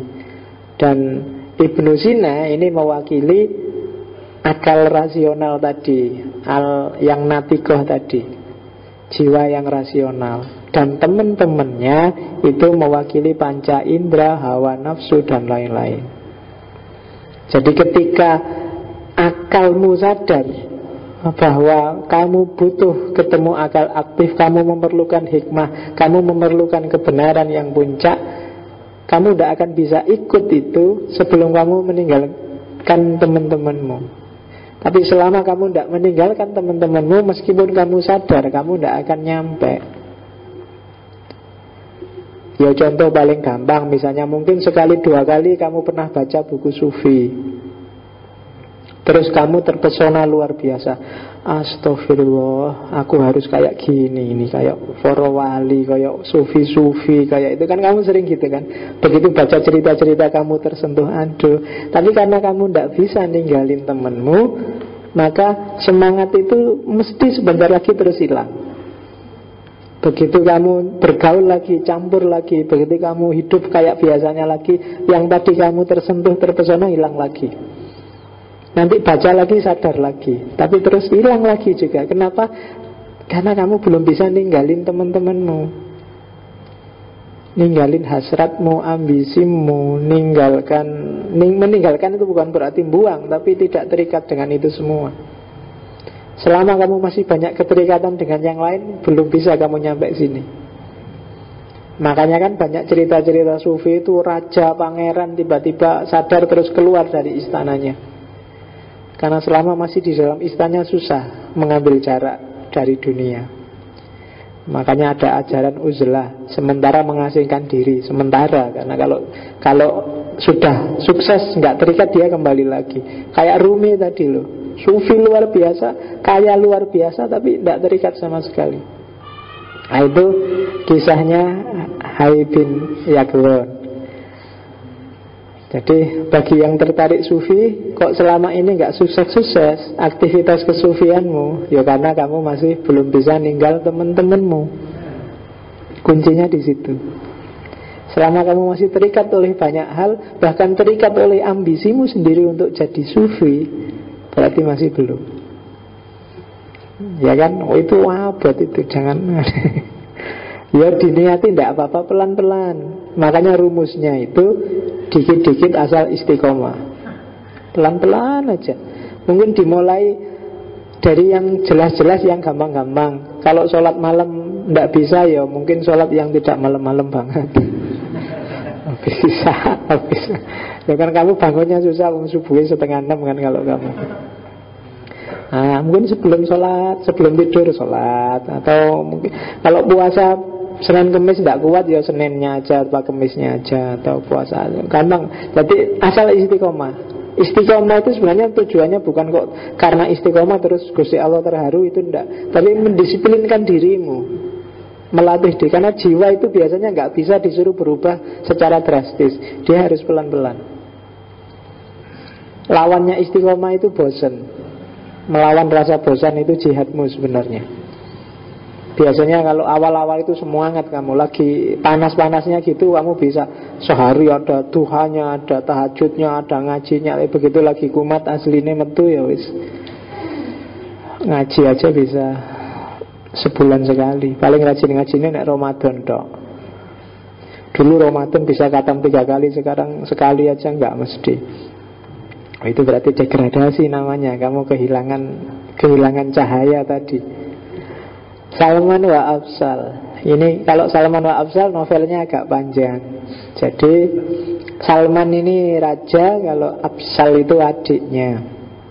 Salman punya istri, cuma istrinya Salman itu agak nakal, suka nggodain adik iparnya, Afsal.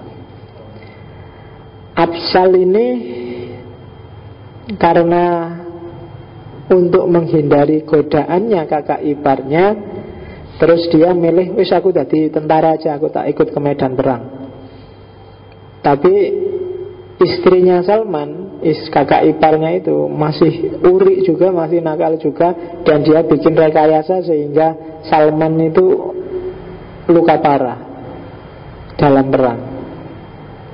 Oke.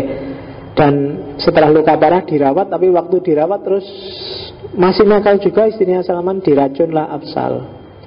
Sampai akhirnya Afsal meninggal.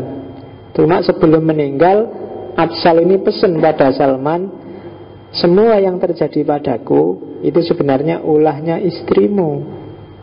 Wah, itu terus sedih luar biasa Salman ini. Kok bisa istrinya sekejam itu?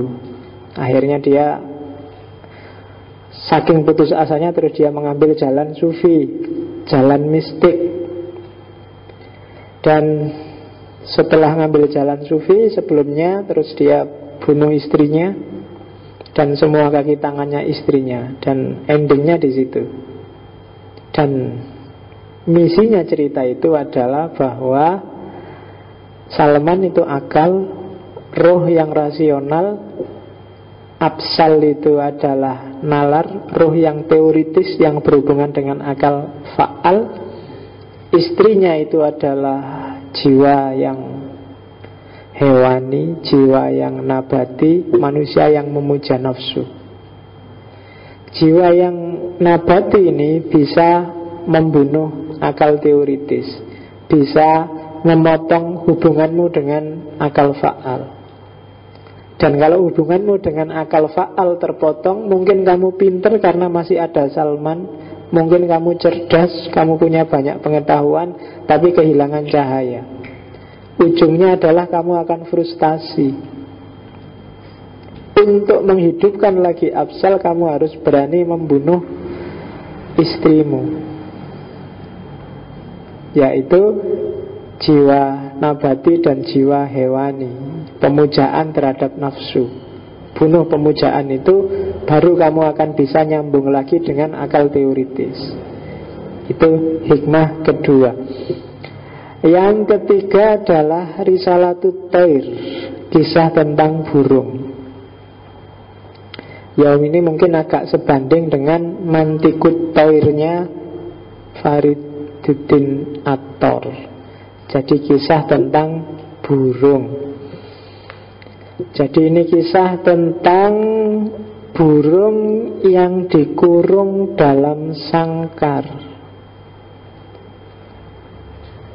Jadi silahkan kamu baca sendiri kisah tentang burung itu. Waktunya sudah malam. Yang jelas hikmah dari kisah tentang burung itu, kita sering tertipu dan kehilangan cahaya. Cuma untuk kembali lagi ke cahaya, itu perjuangannya sangat berat. Banyak orang yang gugur di tengah jalan. Banyak orang yang sebenarnya jalurnya sudah bagus, tapi terpesona oleh hal lain yang tidak esensial. Baru wiritan dikit, kamu punya keistimewaan dikit, terus melenceng sudah tujuannya. Bukalah kamu praktek perdukunan, pengobatan, penyembuhan alternatif, keluar sudah jalurnya. Cobaannya banyak, maka hati-hati. Kalau ada keistimewaan dikit, jangan terpesona. Biarkan aja mengalir, tetap pada khitahmu, tetap pada tujuanmu. Itu Risalatut Thair. Ya mirip kayak di Fariduddin Attor. Karena puncaknya cahaya adalah matahari, dan tidak sembarangan burung bisa dekat dengan matahari tanpa terbakar. Oh, itu kan hikmatul masyrik, filsafat timur. Yang ini nanti akan mengilhami tradisi falsafatul isyraqnya Suhrawardi. Karena kenapa sih pakai simbol-simbol cerita, kok nggak ngomong to the point aja? Kalau bagi Ibnu Sina, wawasan semacam ini tidak bisa untuk sembarangan orang. Harus orang elit, harus orang tertentu. Oh, kamu bisa paham, tapi bisa juga salah paham. Bisa juga paham, tapi salah jalan. Oh, itu maka harus khusus tertentu. Makanya disebut muridin. Kamu harus jadi murid dulu, jangan jalan sendiri. Minta petunjuk orang yang sudah pernah berjalan di sana. Jangan sembarangan, jangan ngarang sendiri. Bukan apa-apa kalau ngarang sendiri, ya mungkin kamu nyampe tapi kesuwen. Nyari orang yang sudah ngerti jalannya, lebih cepat. Setiap orang, kenapa sih kamu butuh mursyid? Karena kamu susah membaca dirimu sendiri. Orang lain mursyid biasanya lebih cepat baca. Oh, kamu tipenya gini, orangnya kayak gini, kamu amalanmu yang ini aja. Itu biasanya mursyid ngerti. Bagi kamu yang siap menempuh jalan ini. Itu katanya Ibnu Sina. Cuma ya monggo lah, itu pilihan-pilihanmu. Kamu sudah ngerti sendirilah jalan hidupmu nanti seperti apa. Tapi usahakan jangan kehilangan cahaya. Seperti apapun bentuk cahayanya. Kiblatmu jangan ke barat, dalam tanda petik loh ya. Barat tidak selalu kamu artikan Amerika, Eropa dan kawan-kawan. Kiblatmu harus ke timur, karena cahaya ada di timur. Terus baca sendiri apa timur, apa barat, tafsirkan sesuai konteksmu sendiri. Hari ini banyak orang kehilangan cahaya. Dia hidup dalam kegelapan, cuma dia tidak ngerti bahwa dia sedang gelap. Dia merasa terang benderang padahal dia gelap. Dan orang semacam ini bahaya karena dia bisa menyesatkan orang lain. Itu yang harus hati-hati. Kamu sendiri. Maka sering-seringlah namanya muhasabah, ngitung-ngitung. Sering-sering berpikir, sering-sering latihan evaluasi, introspeksi diri. Dari situ nanti kamu akan ketemu siapa dirimu. Seperti saya bilang di awal ngaji tadi, kalau sudah ketemu siapa dirimu, kamu akan ketemu juga dengan Tuhanmu. Kalau sudah ketemu dengan Tuhanmu, pasti dampaknya kamu jadi orang yang bermanfaat bagi lingkungan sekelilingmu. Itu sifatnya niscaya. Oke, minggu depan kita eksplor lebih dalam lagi tradisi peripatetik, cuma di tangan orang yang agak anti filsafat, bahkan sering disebut pembunuh filsafat, Ghazali. Meskipun dia sendiri sebenarnya seorang filosof besar. Nanti kita cermati seperti apa pikiran-pikiran filosofisnya Ghazali, dengan pola yang agak mirip dengan Ibnu Sina. Diawali dari rasio, diawali dari empiris rasio, dan berakhir di dunia sufistik. Ada pertanyaan? Nggak ada. Iya wis. Masih ada 5 menit, 10 menit. Saya tentang ini Pak, kita kan menginginkan logika berpikirnya, logika berpikir filosofis. Dalam kaitannya dengan ini teologi tentang ketuhanan misalnya, walaupun kemudian Bapak tidak menjelaskan dalam filsafat Ibnu Sina ini tentang, artinya bukan teorinya dalam membuktikan adanya Tuhan, bukan kausalitas itu, tapi jawas itu. Nah, pada prima kausalnya filosofis Muslim itu kok cenderung menyebutnya itu Tuhan. Artinya logika yang menariknya itu seperti apa? Kalau misalnya Aristoteles itu kan tidak secara serta-merta prima kausal itu adalah Tuhan. Oke. Karena Ibnu Sina Muslim, percaya ada Tuhan. Siapa lagi zat yang wajib wujud, yang dia ada tanpa penyebab, kalau bukan Tuhan? Kalau kamu sebut bahwa itu bukan Tuhan, sementara kamu percaya bahwa ada Tuhan, maka yang terjadi dua hal. Ada dua Tuhan, maka kesimpulannya jadi musyrik. Karena ini dia pasti kodim, pasti tidak disebabkan oleh apapun. Dia yang menyebabkan segala hal, dia sendiri tanpa disebabkan, yang wajibul wujud. Kalau dia bukan Tuhan, berarti ada dua wajibul wujud. Dan itu pasti nabrak dengan keimanannya Ibnu Sina dan para filosof Muslim.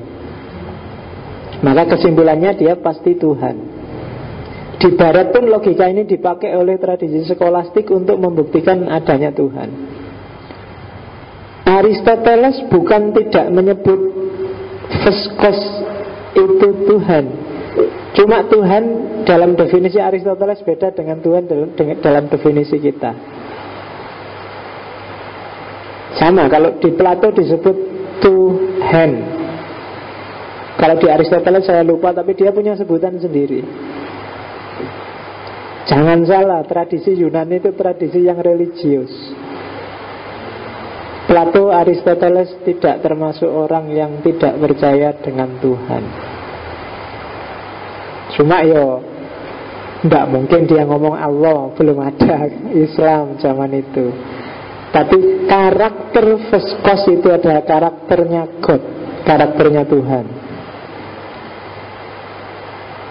Dengan istilah yang macam-macam, istilahnya beda-beda karena filosof. Filosof itu lebih suka misalnya menyebutnya ultimate reality, ultimate being. Apa? Kalau Otto itu menyebutnya zat yang menggentarkan, bikin takut tapi menyenangkan dan mempesona. Itu kan luar biasa. Ya sapa meneh kalau bukan Tuhan yang kayak gitu. Kamu menyebutnya sebab pertama yang dia wajib ada, yang jadi sumber bagi semua ada yang lain. Ya siapa lagi kalau bukan Tuhan? Dan seterusnya. Sebenarnya saya bilang tadi ada sih kelemahan logika ini, cuma saya tidak akan ngomong di sesi ketika filsafat Islam. Nanti kita akan ngomong di filsafat ketuhanan. Sudah, karena sudah hujan, apa nunggu terang kamu? Terus bengi ya, kasihan yang putri-putri. Minggu depan kita lihat apa kritiknya Ghazali pada Ibnu Sina. Kalau minggu depan mungkin agak bau pengajian karena Ghazali itu sangat teologis. Jadi kalau ingin jadi filosof yang aman, yang tidak menggoncangkan keimanan, kamu boleh ambil Ghazali. Tapi kurang berani, dalam tanda petik loh ya. Tapi boleh, tidak apa-apa. Karena jalur teologi itu jalur yang lebih aman bagi seorang yang beriman. Ya seperti kalau di Rasidi kan, yang terjemahannya buku filsafat agama itu, filsafat itu di pinggirnya penuh gelombang tapi di tengahnya tenang. Beda sama agama. Agama itu pinggirnya tenang tapi di tengahnya penuh gelombang. Kamu analisis sendiri apa maksudnya. Itu sebenarnya yang ngomong adalah Roger Bacon. Yang Roger Bacon ini sebenarnya mahasiswa nizomiyah. zaman Baghdad. Jadi zaman dulu sudah ada pertukaran mahasiswa orang barat yang belajar di universitas-universitas Islam. Oke, saya kira itu ya. Sudah jam 10. Insya Allah kita ketemu lagi minggu depan. Semoga nanti sebelum Ramadan peripatetik sudah selesai. Peripatetik kita menyisakan Ghazali sama Ibnu Rus. Saya tidak tahu nanti bisa nggak saya ngomong Ibnu Tufel atau Ibnu Bajjah. Semoga masih ada waktu. Saya akhiri sekian. Wallahul muwaffiq, wallahu a'lam bissawab. Wassalamualaikum warahmatullahi wabarakatuh.